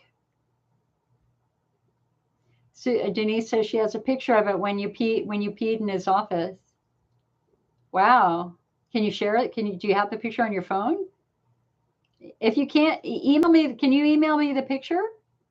My email is icnetwork@mac.com. That's short for Macintosh computer. So icnetwork at M as in Mary, A as in Apple, C as in Charlie.com. I'd love to see that picture. Sue says, the mass on my nerves was so deep that I literally would have been flat in bed for a year or more to repair. It would have caused more insult to injury.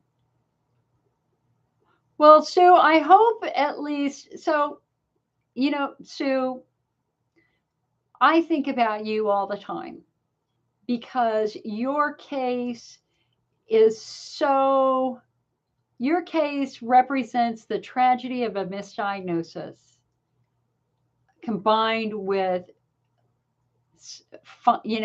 being an excellent case study on how seeing a better doctor got to the underlying problem. And I'm so, number one, Sue, you know that I care for you so much. You've been through hell, you've been to hell and back, and yet you are strong. You are a survivor. You have, you are prevailing in the end because you finally made the decision to go see Dr. Peters, who helped us. So I hope, number one, it's taken away any blame or shame. You did nothing wrong. Obviously, this is an injury that happened from a horse injury, right? Denise says, can I repeat my email? Sure. icnetwork@mac.com. M as in Mary, A as in Apple, C as in Charlie.com. Laquette says, hello, everyone. I'm having bladder pain 2 years after bladder stretching. May need another. I go to the urologist this month. So, Laquette, so your first start is to focus on subtyping. We need to try to understand what's driving your symptoms because we're not all the same. We no longer think of IC as an incurable bladder disease. We think of it as a pelvic pain syndrome, most often driven by muscles and nerves. And so you've had symptoms for 2 years. Now we have to figure out what's driving those symptoms.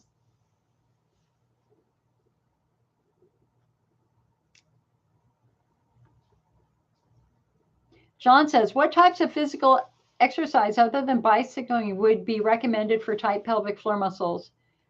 No, weightlifting would be exactly the wrong thing to do because weightlifting concentrates muscle tension. I would be looking instead at things that keep your hips level, walking, swimming, elliptical, no stairs, no weightlifting right now. Rowing on a recumbent rower, although that's challenging because you're sitting. Kevin says, how do you stop the muscles from contracting involuntarily? By restoring the muscle health. We've got to get the muscles back into their proper tension and their proper condition. And that's usually with physical therapy, although an antispasmodic might keep it a chiller, but the muscles require hands-on muscle work. Ravonda said, the other week you mentioned a lot of Elmeron pill doesn't reach the bladder. I'm unable to take gelatin capsules, so I put the inside of Sister Protect into a vegetable capsule, so I'm wondering how much would reach my bladder. The gelatin capsule is super thick, so I was wondering if it is super thick, would more get to my bladder? The vegetable capsules are much thinner. Well, this is called, Ravonda, this is called bioavailability. So when medications are developed, they have to focus on what we call drug delivery. What is the best way to deliver this medication into your body? And a good example of that is time release medication versus one-time use medication. So as an example, Norco is a pain med that if you take it, it begins to work in 30 minutes. But it only lasts about 3.5 hours before it wears out. Whereas OxyContin, which is time release, it lives in your body longer because of the way the drug is formulated, and it releases medication gradually over time. So drug delivery matters. So when we think about the bladder, and we think about Elmeron is the equivalent of a chemical Band-Aid. So Elmeron is ideal for somebody with estrogen atrophy, somebody who has a compromised bladder wall. So, and I have the thingies right here. Where is it? Here it is. So this is one of the old, educational pieces made by the company that has Elmeron. And so the blue is your bladder wall. And if you have a compromised bladder wall from, say, estrogen atrophy, you can see that urine is now getting down where it shouldn't go into the urothelial cells. So Elmeron is believed to act like a coating where it will fill in these spots, right? So if you swallowed a Band-Aid, would you expect it to come out the other end a Band-Aid? Well, the answer is no. We have digestion. The Band-Aid is going to be broken down. And so Elmeron bioavailability studies show that 92% of it, if not a little bit more, is rendered inactive by digestion. And so taking a Band-Aid orally is the most ineffective way you can take it. The best way to use a Band-Aid is to put it on the wound, put it directly in the bladder. So if you do an Elmeron installation, you're putting 100% of the medication directly into the bladder, and you're not going to lose any of it to digestion. Of course, the challenge there is you're going to pee a lot of it out because Elmeron is a very small molecule. But that said, it's just a better drug delivery system. And our challenge with Elmeron, we now know, is that it can cause severe retinal disease and potentially blindness in some patients. The longer you take it, the greater the risk. So there's now really big warnings about Elmeron use. The FDA warning says the pivotal year is 3 years. If you take it for 3 years, that's when the risk of eye disease worsens. Although in our study, we found that patients reported their eyes started to change in the first year. Some patients reported that. So bioavailability matters. Now, the question here is, so what's the bioavailability of a supplement? Well, we don't know. All they can do is they can look at other bioavailability studies of traditional meds. The supplement companies simply don't have the money to do those very, very in-depth testing that traditional medications would. So what we do have with Cystoscopy Project, for example, is a 6-month study that Dr. Theoharides, the doctor who invented it, he did of like 257 patients who took it on average 6 months. And like 57% of patients reported a significant reduction in their symptoms. That's the only study that we have with Cystoscopy Project. And the other chondroitin supplements are kind of riding on the coattails of that one. I actually pitched to the National Institutes of Health 2 weeks ago that they pick a supplement for their next major IC study.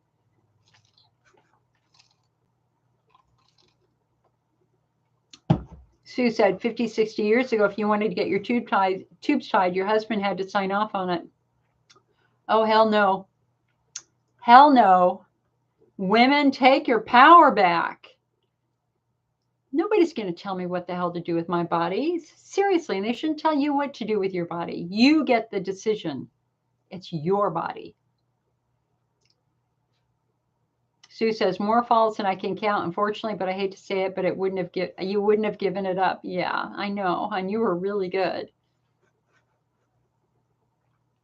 She says, most people have never heard of belladonna opioid suppositories, but if you have severe pelvic spasms, and she said she would keep ending up at the hospital and they would look at me, what can we do? My specialist prescribed the B&O suppositories for those moments, 1/3 of the dose. Good. Mary says, can steroid works for oral non-Hunners? They're not recommended, and long-term steroid therapy is specifically excluded as a treatment in the AUA guidelines. They do not recommend long-term oral steroids. Laura says, what are my thoughts on hydrodistension? Dr. here seems to push for that. The only guidance I get from him is keep doing what you're doing, which is the advice I've gotten from this group. He doesn't seem very educated. So, hi, Deborah. I don't like guessing. I want facts. And there always comes a point in time where it is perfectly reasonable to let somebody look in your bladder.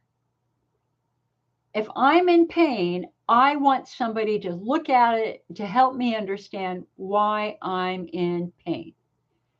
And so while hydrodistension is no longer required for a diagnosis of IC, it is only done when the diagnosis is in doubt. It is only done if there is something else compelling a look at the bladder, like a suspicion for Hunner's lesions, or if you have blood in your urine, something that will allow the doctor to really look at those tissues. So if you've had symptoms for a couple of years and you're still in pain and you're still frustrated, then it's time to let somebody look at it. And the best example I can give you is from a woman that I worked with who she had symptoms for several years, but she was terrified of having a cystoscopy or a hydrodistension with cystoscopy. She wouldn't let him do it. And she suffered for years with her IC. Nothing worked. And then she was just so exhausted. She said, okay, you can look. So they did the cysto, and what they found was a bladder stone. She had a really big marble with sharp edges, because bladder stones have very sharp edges. So she had the equivalent of a marble floating around in her bladder with sharp edges cutting her bladder wall. He saw it right away. And so they broke it up, they got it out, and she was cured. She was cured. So if she had not let them do that, the stone would have just gotten bigger and bigger and bigger and bigger, and she would have been in pain the rest of her life. So I like the idea of, if it's gone on for a while, giving them an opportunity to look. Now with the hydrodistension, it's about how they do it. How should they do it? We no longer do high pressure distensions. We do low pressure distensions. If you fill the bladder with too much water, you're running the risk of rupturing the bladder. So today's hydrodistensions are not the hydrodistensions of 10 years ago. They are now low pressure, short duration. Bathsheba and Teresa, because we're simulcasting on Facebook and YouTube, I'm not making anybody live on Instagram because nobody will see it but me. So if you have a question, just go ahead and ask it, okay? Oh, rain's coming in. I'm glad I walked this morning. It was very sunny this morning.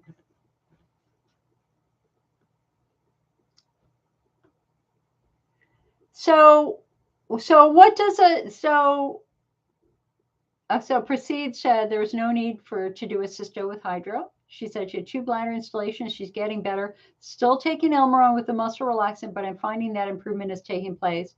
And you're now on your 8th month of Elmeron. And thank you for sending my dad a birthday card.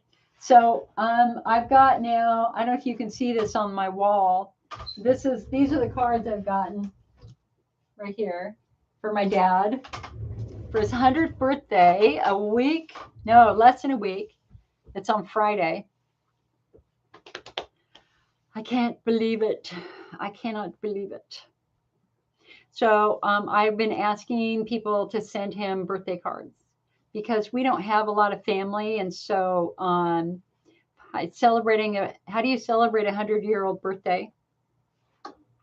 It's difficult. I mean, he doesn't want clothes. I got him a down jacket because he's always cold. Even though he said he didn't want clothes, I got him a down jacket. And books. So I thought if we had cards that would be fun. So if anybody wants to send a card to my dad, his name is Jack. We're Jack and Jill. My brother is also Jack. My brother is also a redhead. We look like twins. And so if you pop me an email, icnetwork@mac.com, I'll send you the mailing address. And I would love it if you could help us celebrate this big birthday. He's come in many times into these live chats. I did get a card from Canada. We did get one card from Canada. So Proceed, that's probably yours.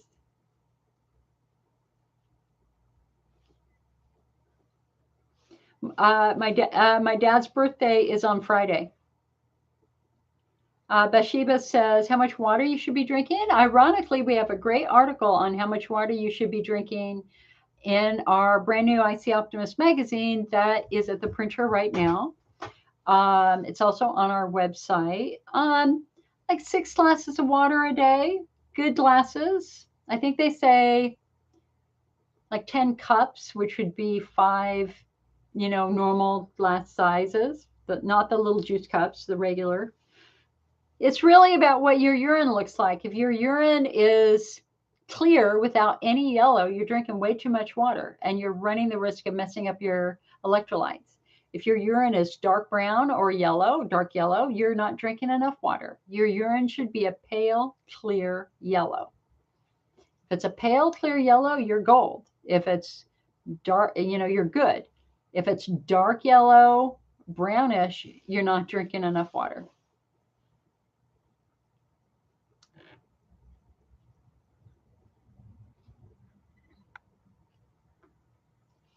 And where's Dr. Peters? He's the chairman of the urology department at Beaumont Health in Royal Oak, Michigan. Sue says, it's so sad. I run into women all the time that have described to me tight pelvic floor muscles and their doctors are telling them to do Kegels. I always refer them to your streaming. Yeah. Any physical therapist or doctor who tells you to do Kegels, they do not understand the underlying problem. Kegels are designed to tighten muscles. The last thing we want to do is tighten muscles that are already too tight. It just reinforces muscle tension. We have to focus instead on exercises for the unique muscle that is your problem. And that's why you need to go to a physical therapist at least once to at least tell you which muscle is messed up.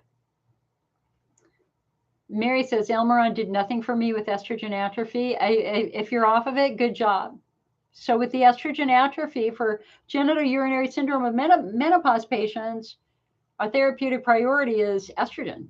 Topical estrogen is the single most important thing to do because when you give that skin estrogen, it immediately gets better. It immediately plumps up and starts to produce mucus.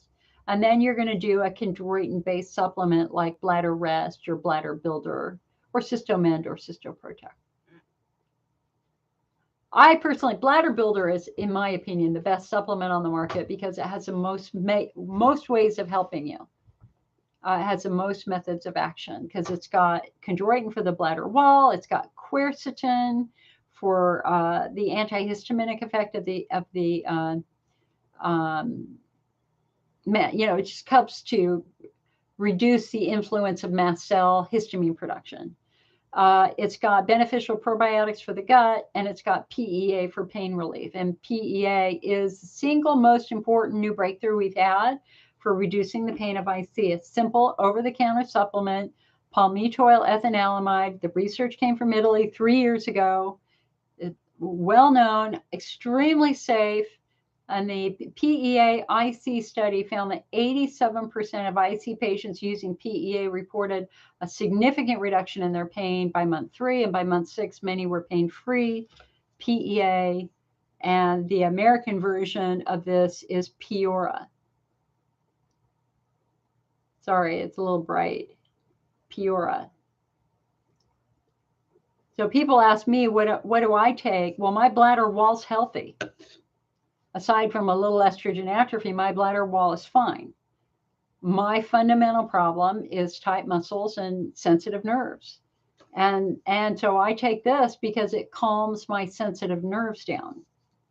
I don't need to take Bladder Builder because my bladder wall's fine. I just want the ingredient that helps calm nerves down. And man, it's been amazing. I'm thrilled with it. No side effects reported in the IC study. Laquette says, I've been having microscopic small blood and sharp pain in my lower right pelvis before and a little after urinating. Wait, okay, hold on a sec. Wait, I got to understand this. I have been having microscopic blood and sharp pain in my lower right pelvis before and a little after urinating. I sure go a lot with some leakage. Huh. So that's interesting because your bladder is centered. Your bladder is centered directly above your pubic bone. So if you are having pain over by your right hip bone, that's not your bladder. If you're having pain just to the right of center, that could be the right side of your bladder. This is just as an example. So here's our model again. And remember, there's a lot happening inside this pelvis. You got muscles, you got nerves, you got giant blood vessels that go down both legs, and you've got your organs. And here's your pubic bone, right? Your bladder. Oh, here, I gotta put my perineum on here to get the bladder in the right spot. Hold on.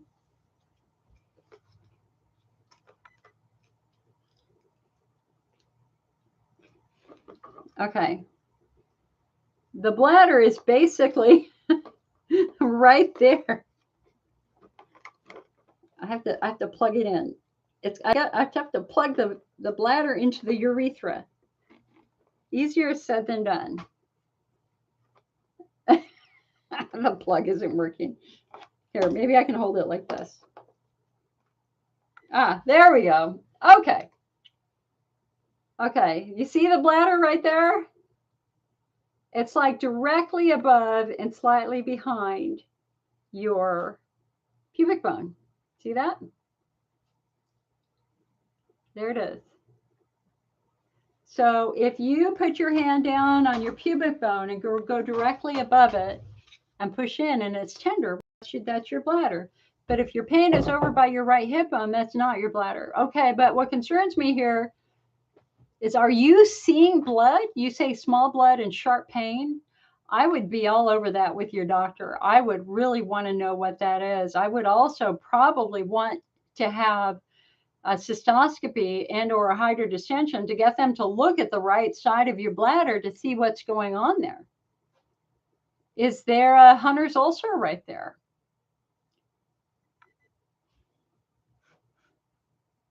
You know, the new AUA guidelines that came out in June became much more proactive about patients with bleeding. For patients who have visible blood in their urine, they want a much more prompt workup to try to figure out what's bleeding. And we want to make sure that if you were a smoker, that you have a urine cytology test that will rule out bladder cancer, because the number one cause of bladder cancer is cigarette smoking. So if you have a history of tobacco exposure, then they need to do a cancer workup on you. The cool thing about bladder, well, there's nothing cool about cancer and or bladder cancer, but bladder cancer is considered the easiest cancer to treat, provided we catch it early. If it's just if the bladder cancer is just here in the urothelial cells and is not reached down here, they can literally just use a bladder installation to strip off the cells. So bladder cancer is considered the easiest cancer to treat, unless it's gotten down into muscles and nerves, and then that's a whole nother story.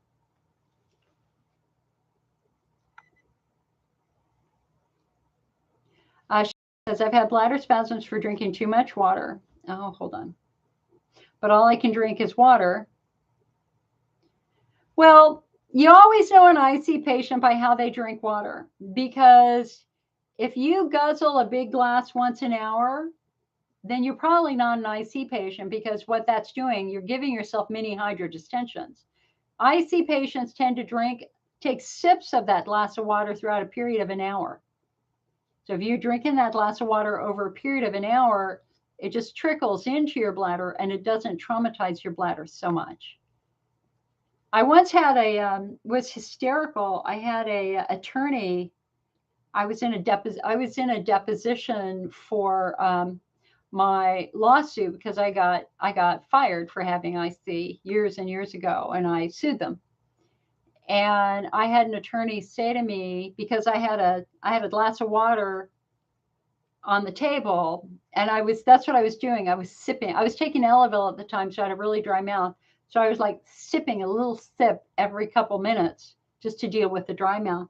And she looked at me and she goes, Ms. Osborne, don't you think the reason you have bladder problems is because you're drinking too much water? She's really arrogant. And I looked at the glass of water, which was maybe down 3 inches or 2 inches. And I went, well, ma'am, I've been here for 3 hours. And if you will look at my glass of water, I have only drunk 2 to 3 inches. Why am I drinking water? Because I have dry mouth from a medicine. No, I am not drinking so much water and giving myself a problem. And she shut the F up. I had another attorney in that case who he had a worse bladder than me. And he was on he was opposing counsel. There were 4 attorneys on the other side. It was a national nonprofit that I was suing. And he went to the bathroom more than I did. I met him several times out in front of the bathrooms. And I looked at him and I went, prostate? And he got very begrudgingly went, yes. And I went, then you understand. And he went, yes.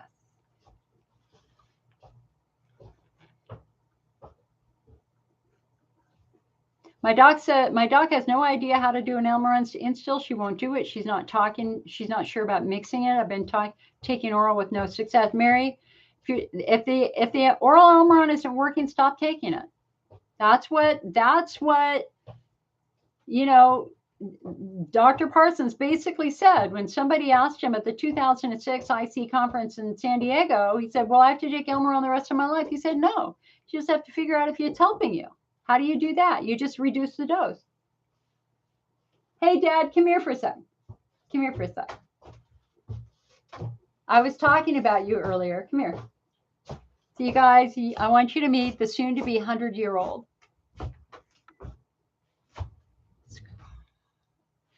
Okay, so this is the camera right here. Yeah. The camera over here. Squat down and say hi. Well, hello there, everyone.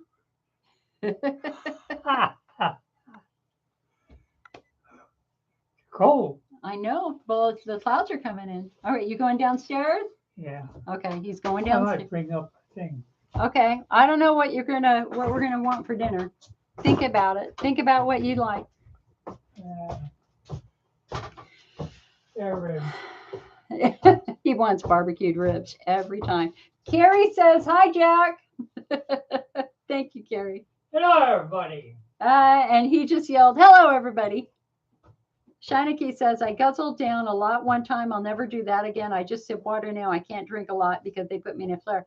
Well, what they're doing is they're stretching your bladder. When you drink a lot, you're stretching your bladder.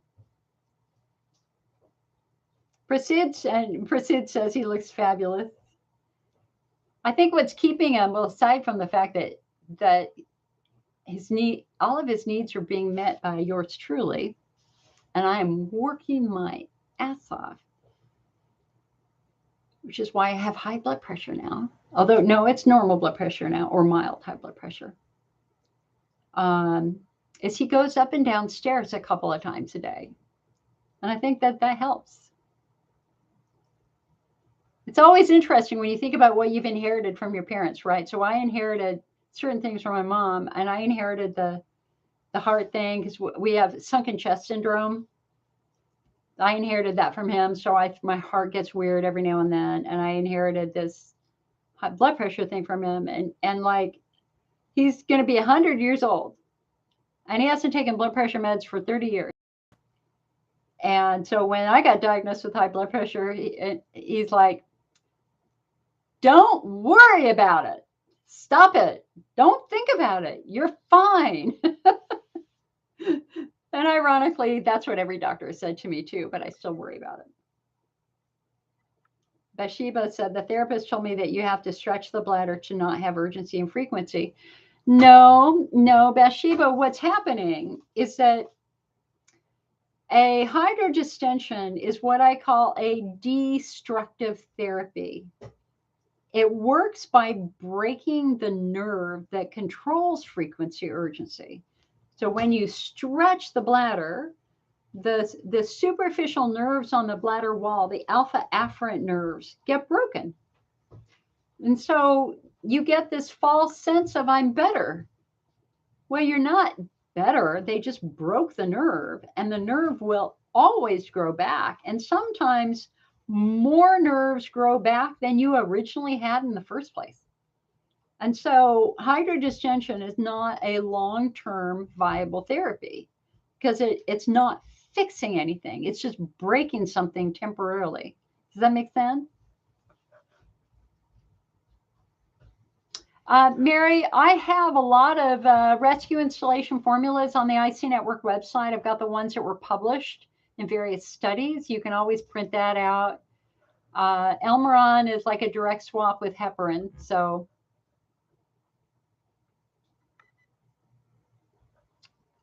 worried about getting worse from a hydro? Well, if the hydrodistension is done low pressure, short duration, you shouldn't have any worries about it.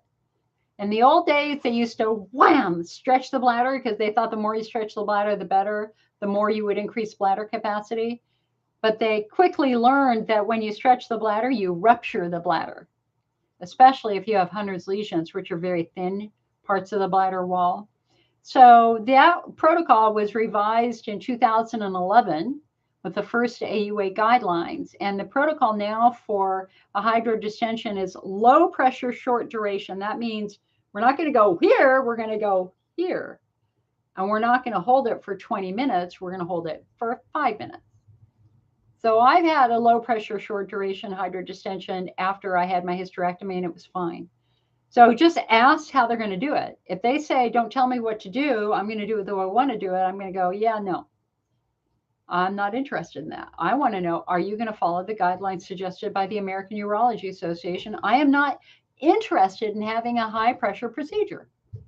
I want to minimize trauma. So you're either going to do it low pressure or we're not going to do it, period. Shinika says, what do we do for Hunner's lesions? For Hunner's lesions, there are really only 3 treatments. Cauterization of the lesion with a laser, or we call it fulguration, a steroid injection, or hyperbaric oxygen therapy. Those are the 3 most important treatments for Hunner's lesions. And of course, because you have a big bloody wound in your bladder, you are going to be the most diet sensitive. So patients with active Hunner's lesions, some of them are down to eating only 4 to 5 foods because everything hurts that lesion. So you have to be really, really careful with your diet. Prasad says, can you give me some tips for IBS pain? I'm able to take care of the constipation with fruits like papaya, pea, and some watermelon and an anti-diarrhea. So Prasad, it sounds like you're having what we call bend over and screamers. Are you having, so Prasad is on YouTube. When I used to have that, it happened after meals, about 30 to 45 minutes after eating certain foods. I would end up with very violent, severe bowel spasms that then led to diarrhea. So is that what you're having? So for me, it was about learning the foods which triggered that. And there's a great website that helped me called helpforibs.com. It's run by Heather Van Voris, who's the author of First Year IBS. And she and I got started at exactly the same time. I built the IC website. She built the IBS website, but we went in very different directions. She created a product line. I went into research. Her product line, Heather's Tummy Tamer products, are insanely good. I use them myself. In fact, I used it this morning, her Heather's Tummy Fiber in my smoothie. I would go visit helpforibs.com and specifically pay attention to the food list so that we can try to figure out what your food triggers are. So my food triggers for the worst spasms were salads, lettuce. I had the most IBS attack eating salad for lunch. Oatmeal, bend over and screamers every single time. I am completely oatmeal intolerant. My body thinks of oatmeal as poison, and chocolate. So the 3 things that triggered me was lettuce, green salad, oatmeal, and chocolate. So an elimination diary was essential for that. And I don't have that anymore.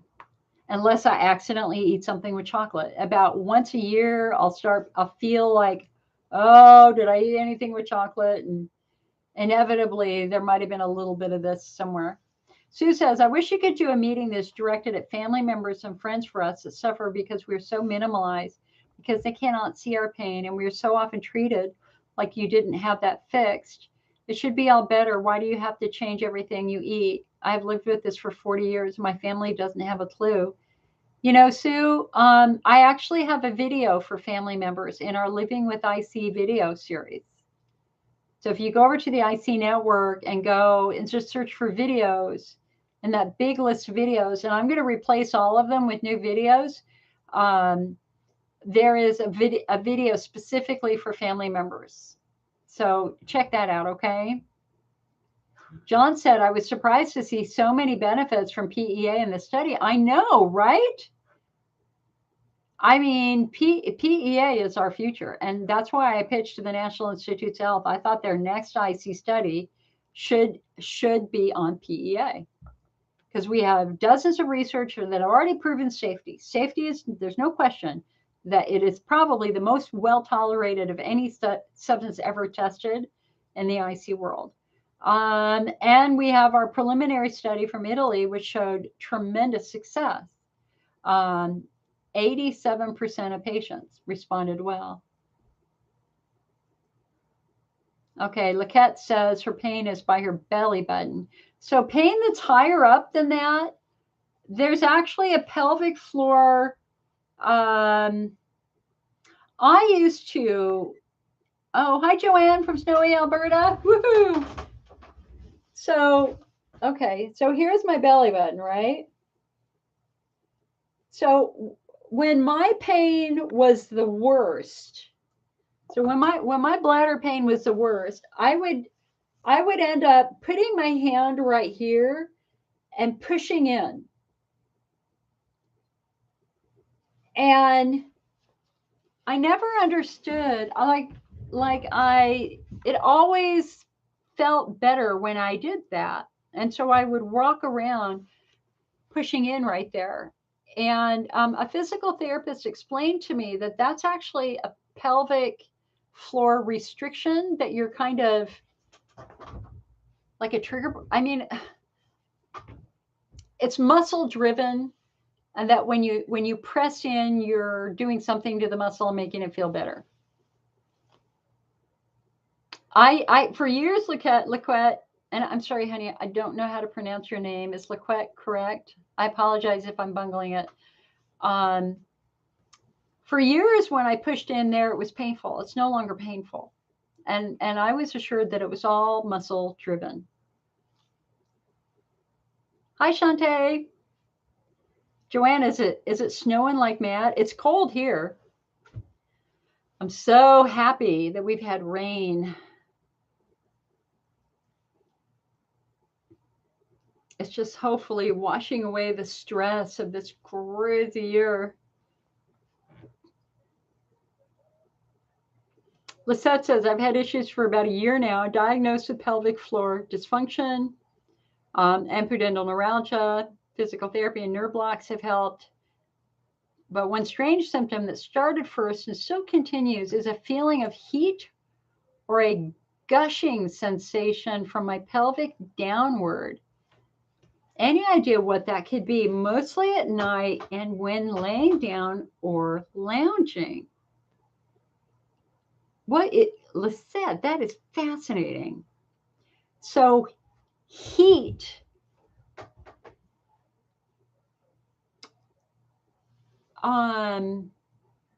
That changes in temperature like that, I think that that's nerve driven, but I'm not 100% sure.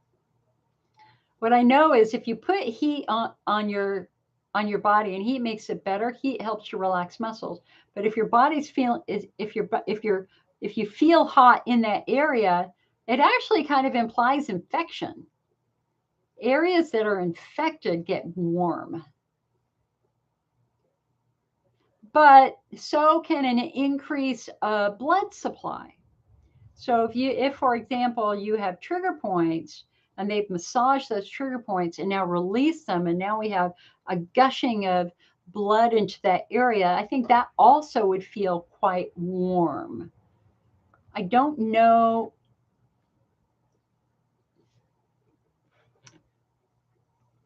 The gushing sensation, I've had a pulling sensation before.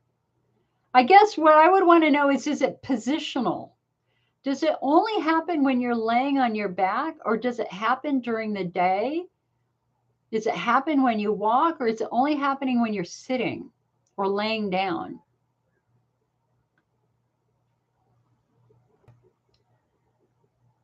Laura says, drinking too much water hurts my bladder, so I admit I don't drink enough. I'm still trying to figure out how a hydrodistension will help with pain control. It helps with pain control short term because it breaks the pain nerve.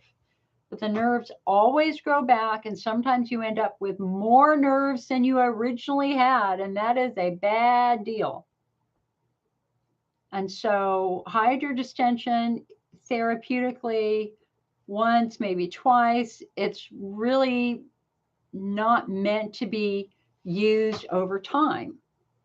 We want to try to figure out what's driving the pain. In other words, using a hydrodistension therapeutically is just chasing the symptom. It's not fixing anything.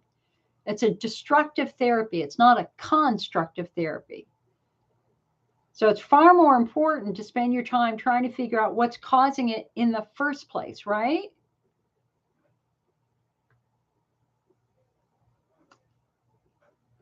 Janet says she's been flaring out of the blue for the last 10 days. Janet, have you had a recent COVID infection? Mary says, if drinking a lot, it stretches the bladder and hurts, does that mean the hydrodistension would not be good for me? My bladder hates anything in it. Okay, so again, you're chasing the symptoms. Stop chasing the symptoms. We have to understand what's causing the symptom. So the best role for a hydrodistension is to look at your bladder wall to see if there's anything weird going on. So a diagnostic hydrodistension is fine. It's good because it will allow a doctor to more closely examine the bladder wall, but it's not required for a diagnosis of IC. Hydrodistensions are only performed when the diagnosis is in doubt or if the doctor suspects that something else might be going on. Like if you have really severe symptoms, if you've got blood in your urine and you're over the age of 50, they're probably going to want to do a hydrodistension to make sure you don't have a Hunner's ulcer or a Hunner's lesion. But it's not a viable long-term pain therapy. It's not. Because the nerves always grow back. I would be looking at PEA, because PEA has been studied with all types of pain. And it has been remarkably successful for fibromyalgia, burning mouth syndrome, sciatica, acute pain, chronic pain, surgical pain. There are dozens and dozens and dozens of research studies with PEA and pain. And it's a simple over-the-counter supplement with no risk of addiction or side effects. So I would certainly look at this and I'm going to type in the scientific name here on Facebook.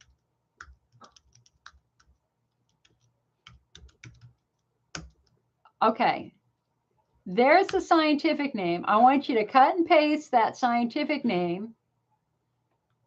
And I want you to go over to pubmed.gov. PubMed.gov is the National Library of Medicine.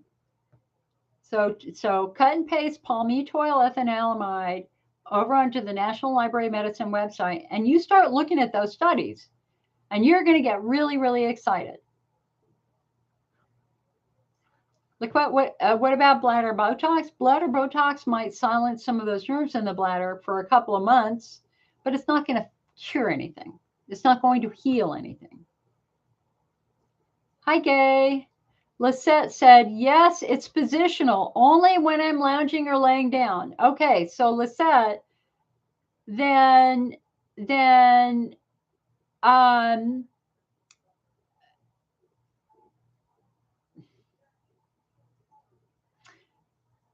I think that you might have a ruptured disc in your back.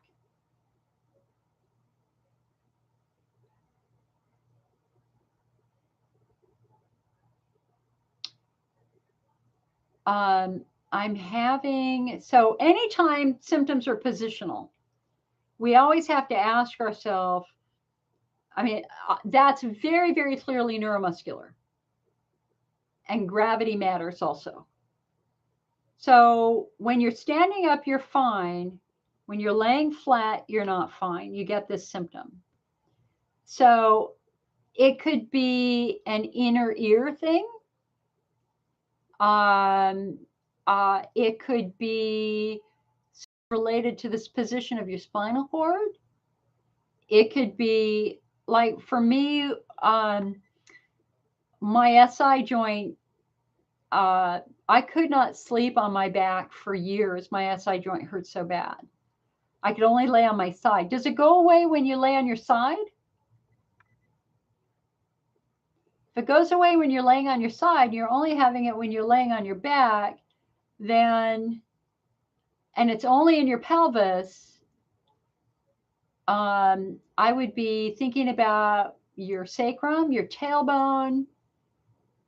I would be thinking about your SI joint. I would be thinking about pudendal neuralgia, that especially if you have a tummy, you know, if you have, and you're laying on your back, then that weight is now compressing and pushing down on your pelvic cavity.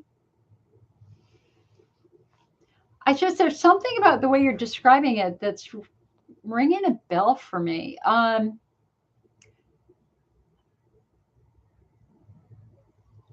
When I was in my 20s, when my IBS was really bad, I would get a head to toe.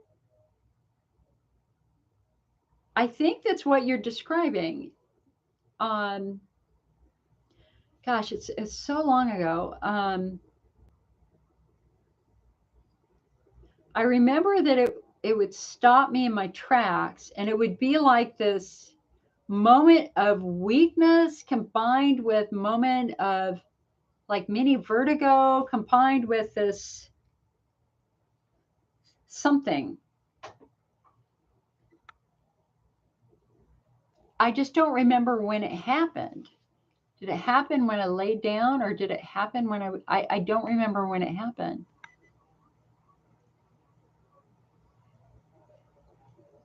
You know, a book.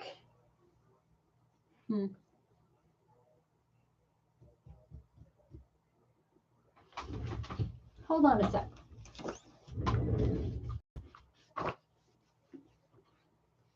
Are you having pain anywhere else? So when you're laying down and you get the blood rushing feeling, is there any other pain happening when you're laying down? If yes, where? Ravonda said, where can you find this study on PEA and IC? Let me post it. Hold on, I can find it for you. Give me a quick sec.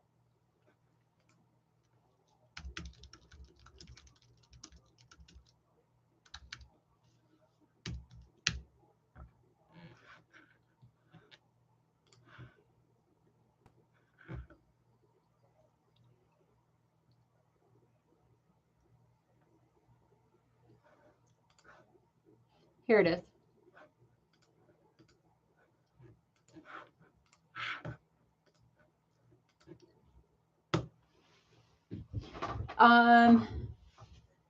Joanne says on YouTube, I've been getting Botox injected in my bladder every 6 to 7 months. I get it for really bad bladder spasms. Now I'm seeing pelvic floor physical therapy to help with the tight muscles. Good.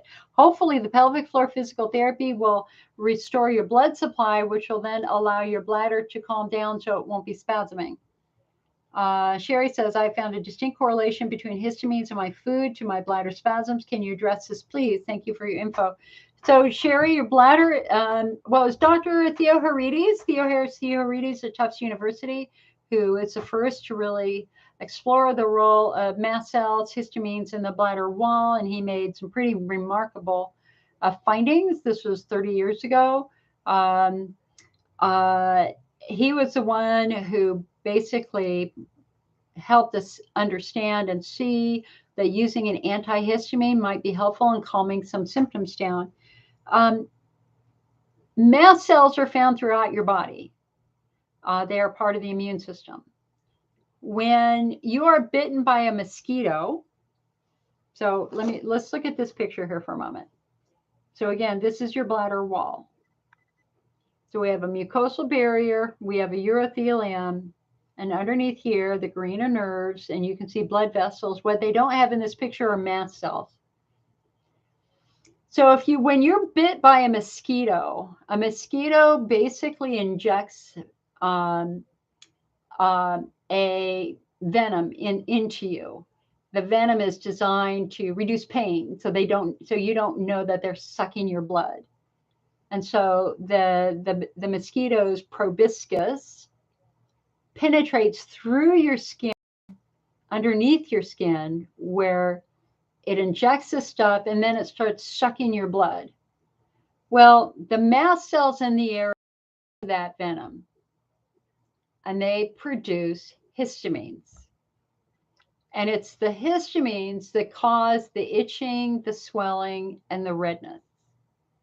So think about your bladder here for a moment. So if you have a damaged bladder wall, and so urine is now entering, you've lost some of that barrier, which normally keeps the irritants in your urine away from the skin. So now we have urine penetrating here and getting deep into the tissues, where that urine does exactly the same thing that mosquito venom does. It triggers the mast cells to release histamine, which then irritates the heck out of the bladder wall. So one of the ways we used to describe IC 20 years ago was that it's like 100 mosquito bites at once in your bladder. Of course, that was before we knew about pelvic floor and all that stuff. But that model still works. That when urine penetrates into this area, it causes mast cells to release histamine. So using an antihistamine that takes the itch away works. It will help reduce some of that mast cell driven discomfort. Does that make sense? So reducing foods that are irritating and reducing foods that are high in histamines, like and you correct me if I'm wrong, Sherry, red wine is quite high in histamines, and some people are very sensitive to histamine. And chocolate is high in histamines, but I think spinach is high in histamines too, but I could be wrong. And so there are some people who are much more sensitive to histamine-driven foods, and we want to try to avoid those, as well as, again, create an environment that will support healing. We don't just want you to take antihistamines for the rest of your life. We want to fix this in the first place so that you don't have to take the antihistamine, so that your bladder is calmer. Jennifer, thank you for the 50 stars. Much appreciated. And for anybody out there, if you like these meetings, you like what I do, we have a great magazine called the IC Optimist, that's included with our IC memberships. You can become a member of the IC network for $25 a year, and you will get our magazine, as well as a bunch of other stuff, as well as 4 to 6 issue back issues for just $25 a year. So please think about coming on over to the IC network and becoming a member, because that's how we pay our bills. And this has been, I've never had to borrow money, for the IC network ever. But this has been a rough year because all the prices for everything have gone up. So memberships keep us alive. So please think about it. Or you can even just make a donation. I never go back and look. I just plant the seed. Prasid says, my early morning urine volume is 800 ml. Is it okay? And I'm 2.5 liters of water a day. Honey, I'm not the person to ask. That seems like a lot of urine in the morning. You're producing a lot of urine overnight. I don't produce 800 ml of fluid at night. I think you need to talk to your doctor about that. It kind of, I would want your doctor's opinion on if that's normal or not. I mean, I usually get up 4 hours after I've gone to sleep, and then I get up when I need to get up in the morning. But I can't say that I've ever had a big volume. Sometimes I think that can be a symptom of diabetes, maybe, or even a symptom of heart failure. Very, very much, So I would talk to your doctor about that. I'm not telling you there's anything wrong. I just think you need to talk to your doctor about it. Mary said, so my new urologist wants to do a hydrodistension. I've been reluctant because of my pain from the cystoscopy, which I've had 3 of. Do I need one? Well, you're forcing him to guess. So look at this from your new urologist perspective. You're in there because you're suffering. You're in there because you're in pain. He wants to help you, but he doesn't know what's wrong with you. The number one way for him to try to understand your body is to look at your body. And so they can do a cystoscopy, which you've had 3 of, for a quick look, or they can do a hydrodistension with cystoscopy, low pressure, short duration, for a much more intensive work, and maybe even doing a biopsy. Method matters. Are they going to do it low pressure, short duration, or high pressure, long duration, right? It should be low pressure to minimize trauma to the bladder. Hi, Photodance. That said, this is where having pictures matters. Do you have any pictures of your bladder from the previous testing? If you're ever going to have a hydrodistension, one of the most important questions you want to ask your doctor is, will you take pictures? Will you do a video? Because if they take pictures, you can then put those in your medical file, and then you can use those pictures to show the doctor what they found. And so you could, go back to get your other medical records, see if they have any pictures that you could share with your current one too. But, essentially you're forcing them to guess. And if you've been suffering for a long time, why would you want anybody to guess? I mean, I think there comes a point in time where you need facts, and the fact is in how your bladder looks. So Jessica says, can applying steroids and estrogen topically help with vaginal atrophy and lichen planus? Yes, Jessica. The treatment for the treatment for lichen sclerosis is clobetasol, which is one of the strongest steroids out there. Lichen planus. Hold on a sec. And the estrogen is critical. Hold on a second.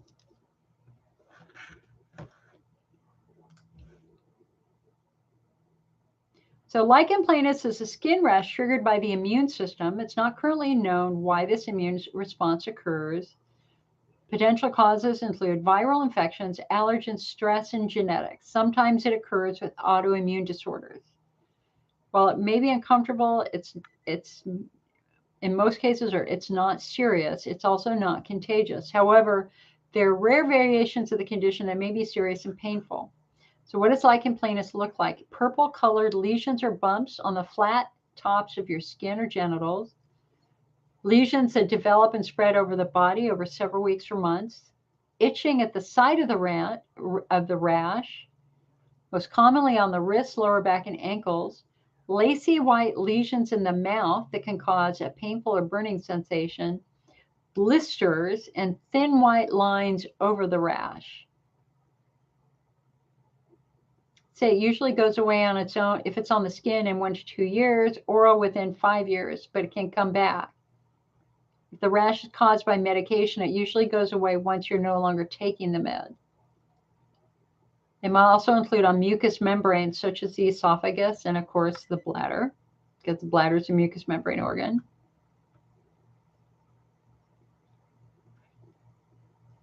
Certain chemicals. The risk factors, females more likely to get it, more common in older, middle-aged people. Other risk factors include viral disease like hepatitis C, or being exposed to certain chemicals that trigger the condition, like mercury, copper, or gold, or diuretics.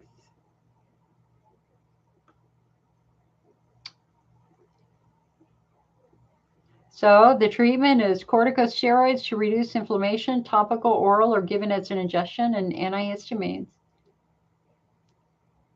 And light therapy. I have something called Grover's disease. Grover's disease are, I don't, do I have any active, I think I have an active spot. You see these spots right here? I had a biopsy, and they only happen if I get hot, and then it takes a couple days and they go away. So they came back because I was working out hard and stuff. Anyway, Grover's disease is kind of an immune system driven genetic skin thing, and it comes out if my skin gets really, really hot. So if I've been exposed to the sun, I will get it on my shoulders if my skin gets real hot. Oh, life is so complex.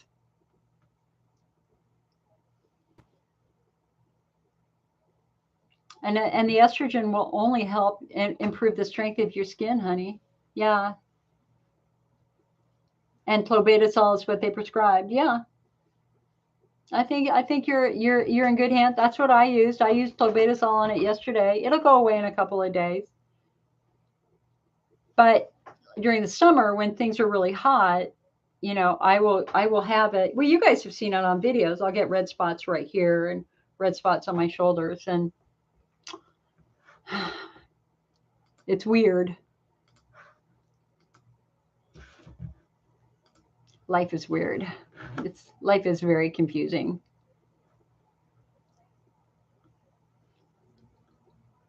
Lisette says she does have ear issues, dizziness, and constant tinnitus. I also have scoliosis in the left lower back. So both of your theories make sense. I have scoliosis too, hon.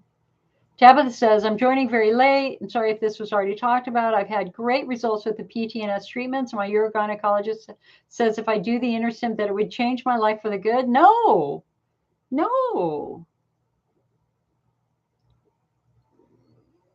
I mean, the advantage of PTNS is that there's no surgery. You're not enduring any of the risks of surgery. So yes, your nervous system responds well to electrical stimulation, and that it is calming and restoring good nerve function for you. So the entire point of PTNS is that it's not as risky as InterStim. So if you're getting good results with the PTNS, why would you do a surgical procedure that has hundreds, if not thousands, of serious adverse events? That doesn't make sense to me. Hi, Eva. So for people who are joining late, my name is Jill Osborne. I'm the National Interstitial Cystitis, Bladder Pain Syndrome, COVID Cystitis, Hunner's Lesion Support Group Leader, and this is our regular support group meeting. I do live streams once or twice a week, usually on Sundays. We simulcast. So right now we're on Instagram and we're on Facebook and YouTube. I'm also available for coaching. If you're welcome to call the IC network. I answer the corporate line and I answer the patient support line, but we're inundated with calls. And so odds are if you call, you'll have to leave your name and number and I'll call you back when we can. Sometimes it's that day. Sometimes it's a couple of days later. Just depends on how busy we are. We just work with patients all day, every day. IC Network is rated #1 by Harvard Medical School and the University of London for accuracy, reliability, credibility, etc. And so if you're looking for info, a good place to start is just our website, icnetwork.org. I will tell you, I'm going to be Now that we have our new guidelines, I'm going to be changing our website fairly dramatically, and I'm going to be creating streams. So there's going to be a stream for newly diagnosed patients, a stream for veteran patients who are not getting better, and a stream for patients who are flaring. So you'll be able to jump right into the information for what's happening at that time. And people ask why. Well, number one, I'm a patient. Number two, I have a whole bunch of degrees. I've got 2 degrees in chemistry and drug development. I've got a master's degree in psychology. And the IC network was my doctoral dissertation proposal to get my doctorate, which ironically I could not do because I could not sit in my car for 5 years because of my freaking IC. And so it's fascinating that my little doctoral dissertation proposal is 30 years later still rated #1 in the world. I curate everything. It is important that you know that I am not a doctor. I do not give medical advice. My job is to educate you, to empower you, and then kick you in the butt, get you back to your doctor with a new set of questions. I will tell you that the patient community is driving patient education and physician education. The vast majority of urologists do not go to the national conferences. We go to every conference. I was just participating in our big national conference 2 weeks ago. And so I'm going to give you information that odds are your doctor hasn't even heard of yet. Like our brand new guidelines saying IC is not a bladder disease. We thought for years that this was an incurable bladder disease. It's not. It is a pelvic pain syndrome. We also thought that bladder treatments would work for everybody, but guess what? Every research study failed. Why? Because for many of us, it's not bladder driven at all. It's pelvic floor driven or it's nervous system driven.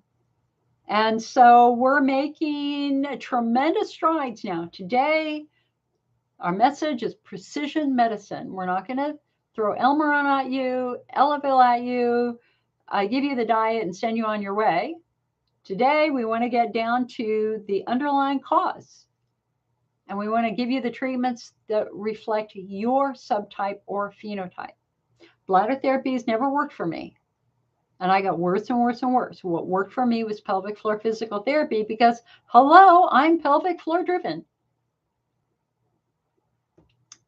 Denise on Instagram says, how is Bladder Builder different from Cystoscopy?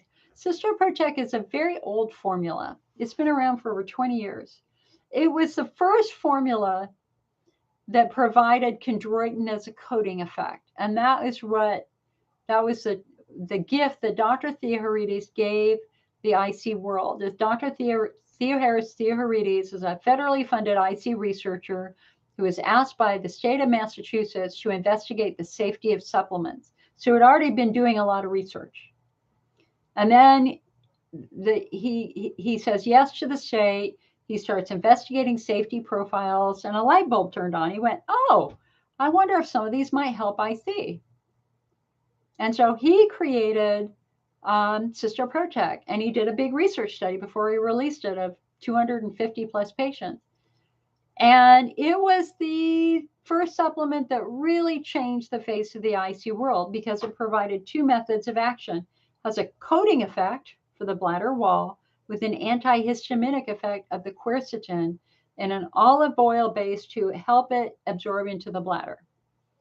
Now, Dr. Theoharides and his company sold the licensing rights off of Cystoscopy to several other companies. So it changed hands. It was with Alaven, then it was with Meta, and then it was with Mylan for many years.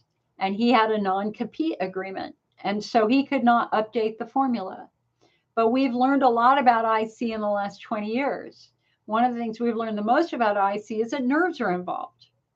So because he could not update his formula, other doctors stepped in to try to update the formula. The first supplement that did that was Dr. Gio Espinosa, who created Cysto Renew. And in Cysto Renew, he had chondroitin for the bladder wall, quercetin as an antihistaminic effect, had a little bit of aloe in there for the soothing effect of aloe. But what made his formula different was the addition of lemon balm, not citrus lemon. Lemon balm is a mint with a lemony smell that has a proven nerve calming effect. So he was the first with Cysto Renew to give us 3 methods of action. And so a lot of the cystoprostate patients tried Cysto Renew and they loved it and they moved to that. Okay. But then we had the PEA research, and the PEA research in 2019 blew the socks off of all of us because palmitoethanolamide was found to be remarkably helpful in reducing nerve pain. And so Natural Approach Nutrition created Bladder Builder, and it has 5 methods of action. So it has the most methods of action to help somebody. So it's got chondroitin for the bladder wall. It's got quercetin for the antihistaminic effect. It's got beneficial probiotics for the gut. It's got some essential amino acids. But what it has that none of the other supplements has is palmitoyl-ethanolamide to calm nerve pain. And so Bladder Builder is really the most dynamic supplement on the market. So when it came out around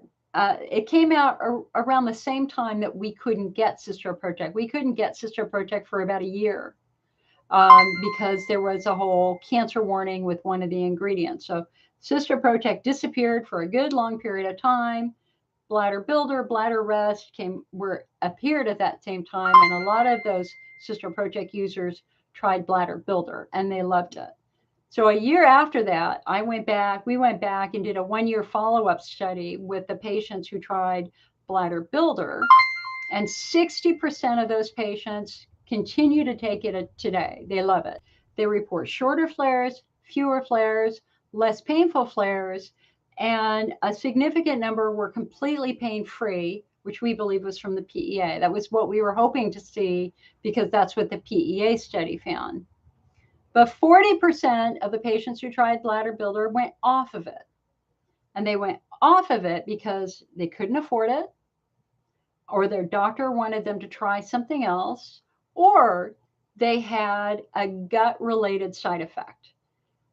There are a group of patients who are intolerant to probiotics. Probiotics trigger a mast cell reaction. And so if you flare with probiotics, if you flare when you eat yogurt, then Bladder Builder is not the one to take because it's got probiotics in it. And so, doesn't matter what the supplement is, with the exception of PEA, whether it's aloe or whether it's a chondroitin-based supplement, they all have the potential of giving you an upset stomach. And some patients are just intolerant for one reason or another. And so that's why we always say, whatever you're trying, just take 1 capsule, don't take the full dose, take 1, wait 24 hours and see how you do. If you do okay with 1, and of course you always do it with food, not on an empty stomach, and not on an empty stomach before you go to bed. And do 1 a day for several days. And again, see how you do. And if you want to go up to 2 a day, you can. If you want to go up to 3 a day, you can. If you want to go up to 4 a day, you can. Those are both Cystoprotect and Bladder Builder have 4 a day. Now I'll tell you what happened to me. Before Bladder Builder, I tried Cystoprotect. And it was interesting. I could take 1 just fine. My stomach did a little flip-flop for about 5 minutes, but it was fine. I did okay with 1. When I went to 2 Cystoprotect, I had loose bowel. And I do not like having loose bowel. I do not like having messy poops. And when I tried 3, I had full-blown diarrhea. So I was okay with 1. I could not go higher than 1. When I got my degree in pharmacology, they introduced an important concept, and that is lowest effective dose. What's the least amount of medication you can take and get a beneficial effect?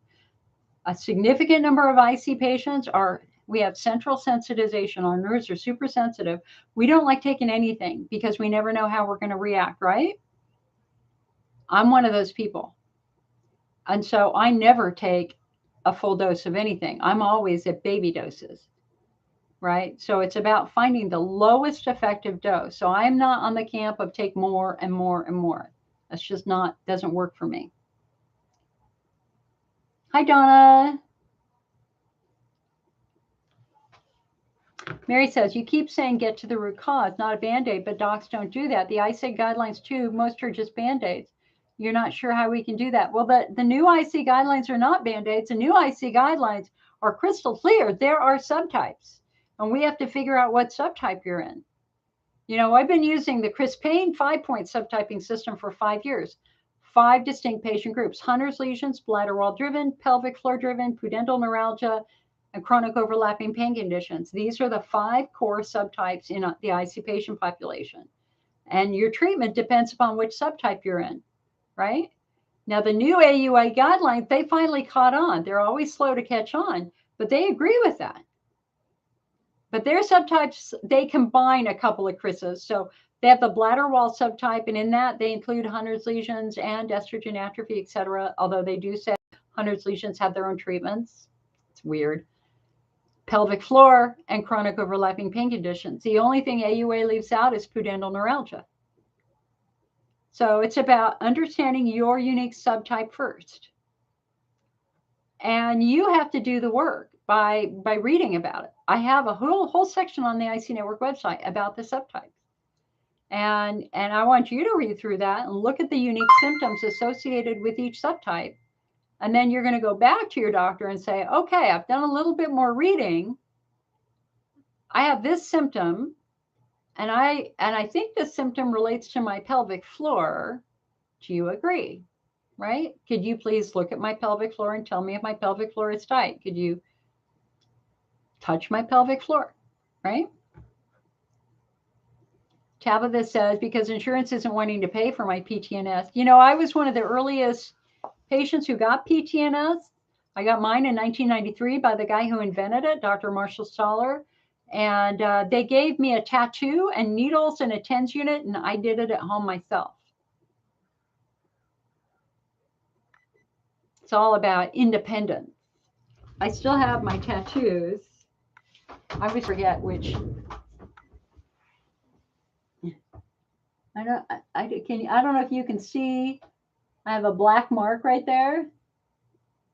See it? YouTube, you can see that, right? That's my tattoo where I stuck the needles in for my PTNS. Facebook, I can't get close enough to you. Sorry. Instagram.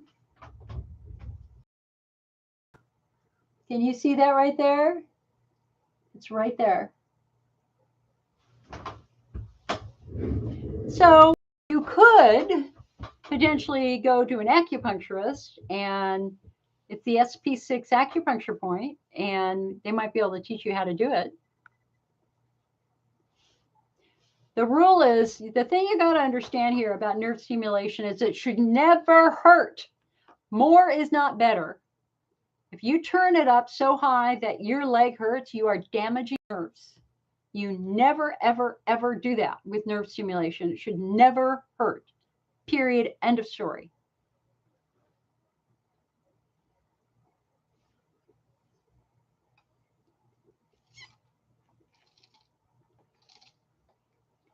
Hi, Kayleen. Nice to see you. One of your last TikToks was awesome.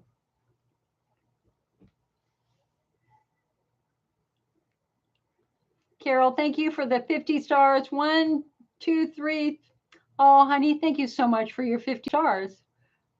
I'm so appreciative. That really helps.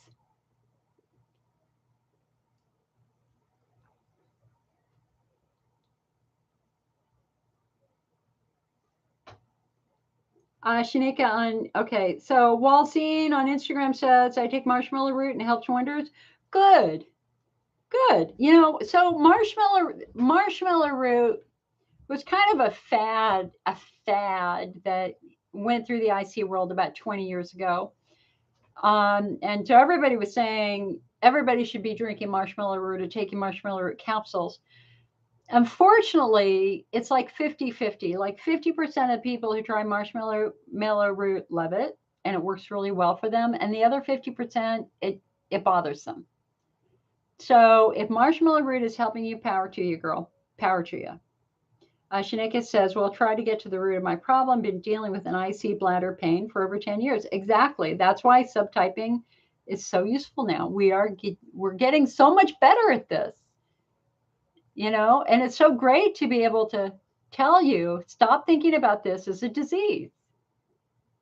Because the only patients who have evidence of a disease process are patients with infection and or potentially Hunner's lesions. For the rest of us, there's no disease found. And here's another thing that was just so interesting. And I talked about this during my Facebook meeting on Friday. There's this pretty outspoken group of people who believe that we all have infection. Well, difficult to identify infection. But we have been doing now for the last 5-10 years what we call biome studies. And the biome studies are helping us to understand that the bladder is not sterile. Urine is not sterile. There are a lot of bacteria that are supposed to be in your bladder. They live there. They nourish cells. So we have good beneficial bacteria, and then we have the potential of having pathogenic bacteria that don't belong there, or bacteria that are, and there are too many of them, bacteria, and they're starting to cause issues. So we have yet another round of biome studies, urinary biome studies released, and they were comparing what was found in the bladder of normal people with no bladder symptoms, patients with IC, patients with overactive bladder, and patients with incontinence. And guess what? The IC patient's biome was no different than the normal biome. The people who had the weird bacterial growth were the incontinence patients. It's fascinating, absolutely fascinating. So we can really throw out now the theory and belief that IC is a result of chronic infection, because every major biome study done by a credible national institute, it just isn't finding it. They're finding normal. Now, I think the other thing that we have to consider, and again, this is something that the National Institutes of Health found, is that some IC patients who were struggling with bladder pain and were flaring had an overgrowth of candida in their urine. And fungus like candida grows because of the overuse of antibiotics. So if you flare when you eat sugar, when you eat carbs, then that really points us to the fact that you could have an overgrowth of candida in your urine. Because my argument is, it is the IC patient who is probably the most overexposed to antibiotics. I mean, when I was diagnosed when I was 14 years old, I had to swallow 16 antibiotic pills in one session in my doctor's office. They threw antibiotics at all of us. We have all taken massive amount of antibiotics over the years, only to discover after the fact, oh, it's not infection after all, it's injury or trauma. So anyway, that is a fascinating study. And there was something else I was going to say, and it just went in and out of my brain.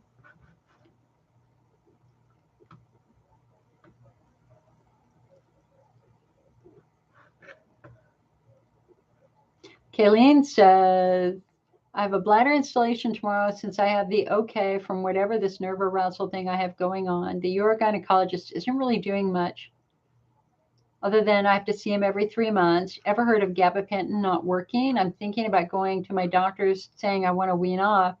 I just can't wait to start pelvic floor physical therapy since that's the only thing that helps, and get the dilators. Yeah, well, everybody has different intolerances to meds. Gabapentin might not be the right med for you. I think, again, the PEA would be fascinating to see how you did with the PEA, since the general consensus among the researchers is that it calms nerves down. And I agree with you. Pelvic floor physical therapy is really the most important thing for you to be doing in the future, because you have pudendal neuralgia. Good luck with the bladder instill.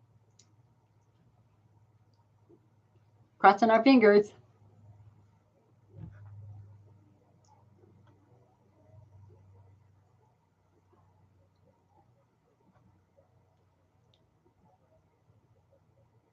Did I miss any questions here? Denise says, can it take a while to help symptoms? Well, one PEA study said that patients noticed pain reduction in 2 days. That was a recent study, but it was at double the dose of PEA of this formula. But the bladder is the slowest healing organ in the body. Nothing heals overnight. It takes time. And so you really, I think 6 weeks minimum of a chondroitin-based supplement is a reasonable assessment. But if you're drinking 1 cup of coffee a day or tea a day, nothing's going to work. Your job is to create an optimal environment for healing. That's why those patients who are doing Elmeron never got better, but they're drinking 1 cup of coffee a day. Yeah, they're washing out the Elmeron, they're washing out the coating, and the the acid is destroying the next generation of cells, and that's not good. So I need you off all the coffee, all the tea, all the soda, no cheating, not even 1 a day. And that's straight from a National Institutes of Health IC lecture that was given by Dr. Anthony Schaefer, explaining how the bladder heals itself. And he explained that the next generation of cells that grow in to replace damaged cells are extremely vulnerable to acid. It takes about 2 weeks for the stem cell to grow and change shape and fill in where the urothelial cell was. And it is exquisitely sensitive to acid. It will be destroyed by 1 soda. So every time you drink a cup of coffee, every time you have a soda, you are destroying the next generation of cells. Your bladder will never heal. There's because you're not giving it a chance to heal. So there's a patient story that I like to share of a woman from New York that I worked with who I'll never forget her. I will always remember her voice. She called. She was in tremendous distress. I took a lot of time with her. As for many of you know, if you call, I will often talk to you for over an hour, no charge, just trying to help a little bit. Spent a lot of time with her on the phone, went through all the basics, went through the diet, went through everything, and she was very close to one of the top doctors in the world, Rob Moldwin, sent her there. And like 5 years later, she called back and she was hysterical. She was just hysterical. Nothing's working. I don't know what to do. I have no life. But she was, sobbing on the phone. And she was upset and angry. It was just a roller coaster of this woman is in severe, severe crisis. So it's like, okay, hold on, take a deep breath. Now tell me about your symptoms. And she had pain as her bladder filled up that was relieved by urination. So that she had the classic bladder wall symptom. And so I said to her, okay, that sounds like your bladder wall. Are you following the diet? And she goes, yes, of course. Well, her husband was on the phone. He goes, no, she's not. She drinks a pot of coffee a day and a 6-pack of Diet Coke in the afternoon. I mean, he shot her down. And she lost it on the phone. She lost it. And she started wailing. That's right. Take away everything I love. I have no reason to live if I can't have my coffee and my soda. Right? I mean, she was out of control. And I'm listening to her, and I got her calmed down, and I said, how much money? Well, first thing I said is, now wait a second. I know I told you about diet. I know I did. Didn't you believe me? And she goes, no, didn't apply to me. And I went, okay, I know you saw Rob Moldwin. He talked to you about diet, right? She goes, yeah. Did you believe him? No, didn't apply to me. I said, so, and every doctor you've seen has talked to you about diet, correct? She goes, yeah. And you didn't believe any of us? No, she didn't. And I said, okay, so how much money have you put into IC treatment? So she'd done all the Elmeron. You know how expensive Elmeron could be. She put $25,000 into treatment, right? And I said to her, do you realize you've sabotaged it all? Nothing could have worked for you. Nothing could have worked. And she went, what? What? And I said, there isn't a treatment on this planet that could have compensated for the acid damage that you did by drinking a pot of coffee and a 6-pack of Diet Coke. You sabotaged it all. The waste, you threw your money away because you didn't believe us. And by this time she was like very quiet and she goes, "What?" And I went, "Honey, you're an addict. You're addicted to coffee and you're addicted to soda." And she was like, "Yeah, I am." Right? That was an addict responding. And I said, "Well, listen, if you want to get better, you have to create an environment to support healing. That's your only shot here. Would you please try it? Lose it. Lose the coffee. Lose the soda." And her husband's like, "I told you so. I told you so. I told you so." Right?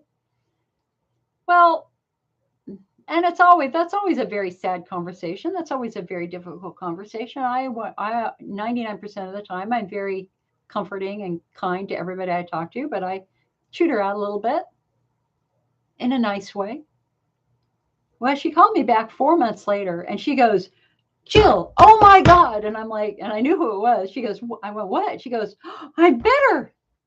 I can't believe it. I'm better." And I went, "Congratulations. What'd you do?" And she said, "I stopped the coffee and the soda." So from a subtyping standpoint, she was probably IC subtype 2 bladder wall driven estrogen atrophy. That is my guess. She had no idea that her bladder wall was thin from estrogen atrophy, and she was pouring acid on it every day.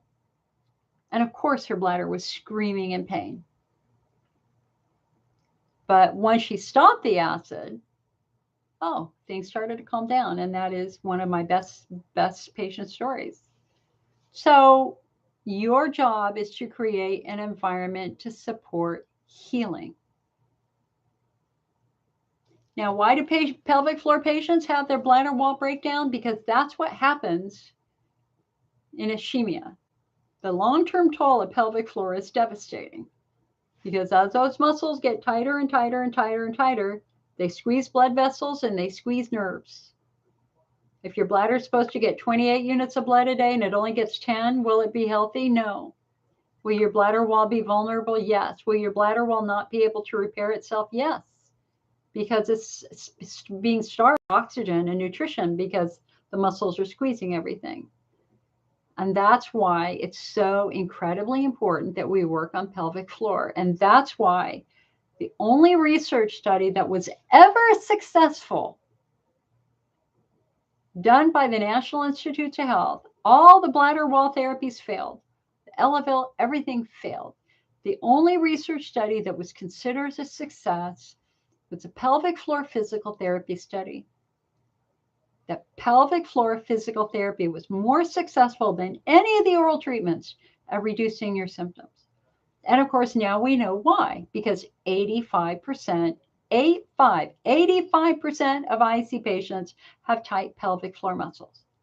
And you have to understand the consequence of this tight pelvic floor muscles. You're not just going to do bladder therapies. You're not just going to modify your diet. We got to restore blood supply. And we do that with pelvic floor physical therapy. And that's what worked for me as an IC patient. So a lot of people say, "Well, are you cured?" And it's like, well, I didn't have a disease that needed cured. The correct answer is, am I healed? And the answer is, I'm healed, but I can hurt myself again fairly easily because my muscles are my problem. And that's what flares are. Flares are basically moments of injury, whether you've injured your bladder wall by drinking too much coffee, or whether you've injured your pelvic floor, or whether you've injured nerves. And that's what high stress does. High stress tweaks your nervous system. So we've come a long, long way, and it's a very, very exciting time. So anyway, well, listen, I've been doing this for 3 hours and 8 minutes. My dentist would say, stop talking to protect my TMJ. So let's do a last call for questions. Last call for questions. Thank you so much for coming today. I'm happy to help. If you'd ever like to talk, you can come to the IC Network, icnetwork.org. Our phone number is right at the top of our website. It's the top of our Facebook page, 1-800-928-7496. Mondays are my day off. So I usually don't do phone stuff on Mondays. The best time to catch me is in the afternoons, Tuesday, Wednesday, Thursday, and Friday. I'm going to be getting my teeth cleaned on Friday at noon. So later that day. So anyway, last call for questions. Last call for questions.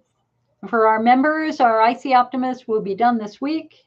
It's at the printer right now. I'll be putting up on their website soon on Monday or Tuesday. Whenever it comes back from the printer, we will be ready to go. All right, guys. Get out, walk if you can. If it's already nighttime, take some nice deep breaths. Remember that you're strong.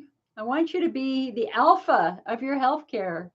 I read a lot of shifter. I love shifter novels, and I just do. I love shifter novels, and I embrace your power. Be an alpha, if that makes sense.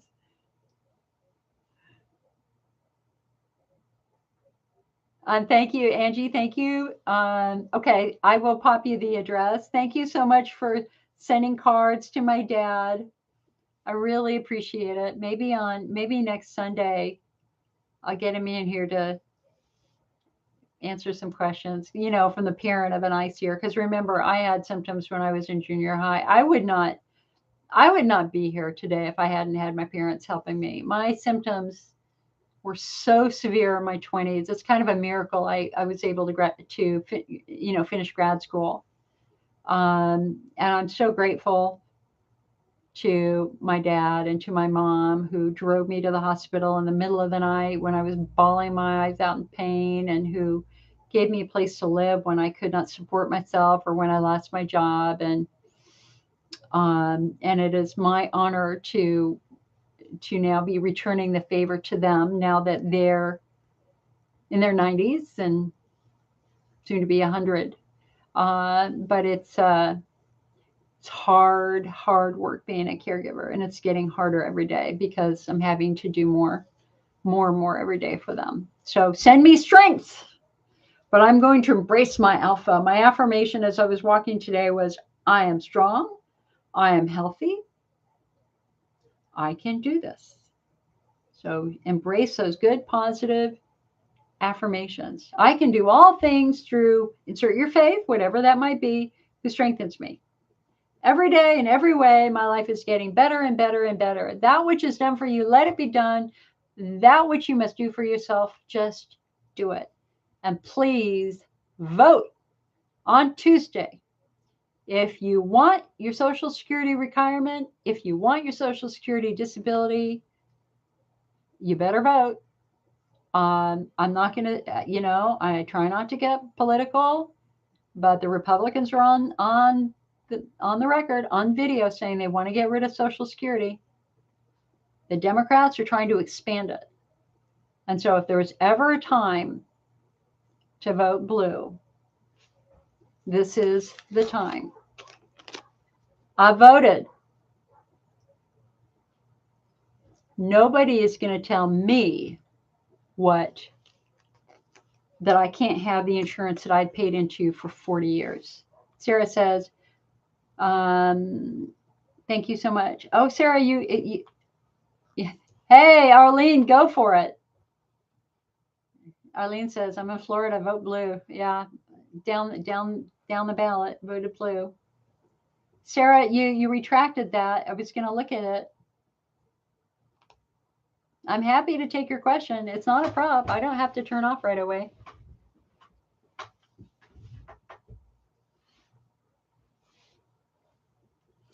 All right, guys. So I'm going to let Facebook go. I'm going to leave YouTube on just for a moment, just to see if Sarah retypes that. All right. Goodbye, Facebook. Be well. Instagram is still alive. Let's turn off my streaming software. All right. All right, Instagram, you guys be well. You have a wonderful day. Sleep well tonight.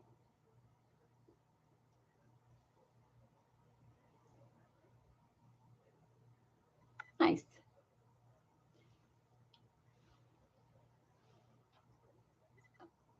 All right.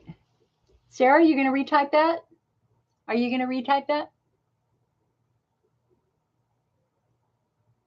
All right. Well, honey, if you have a question, you can always email me, icnetwork@mac.com also. Arlene, I hope all your friends are voting blue in Florida. All right. Goodbye, YouTube.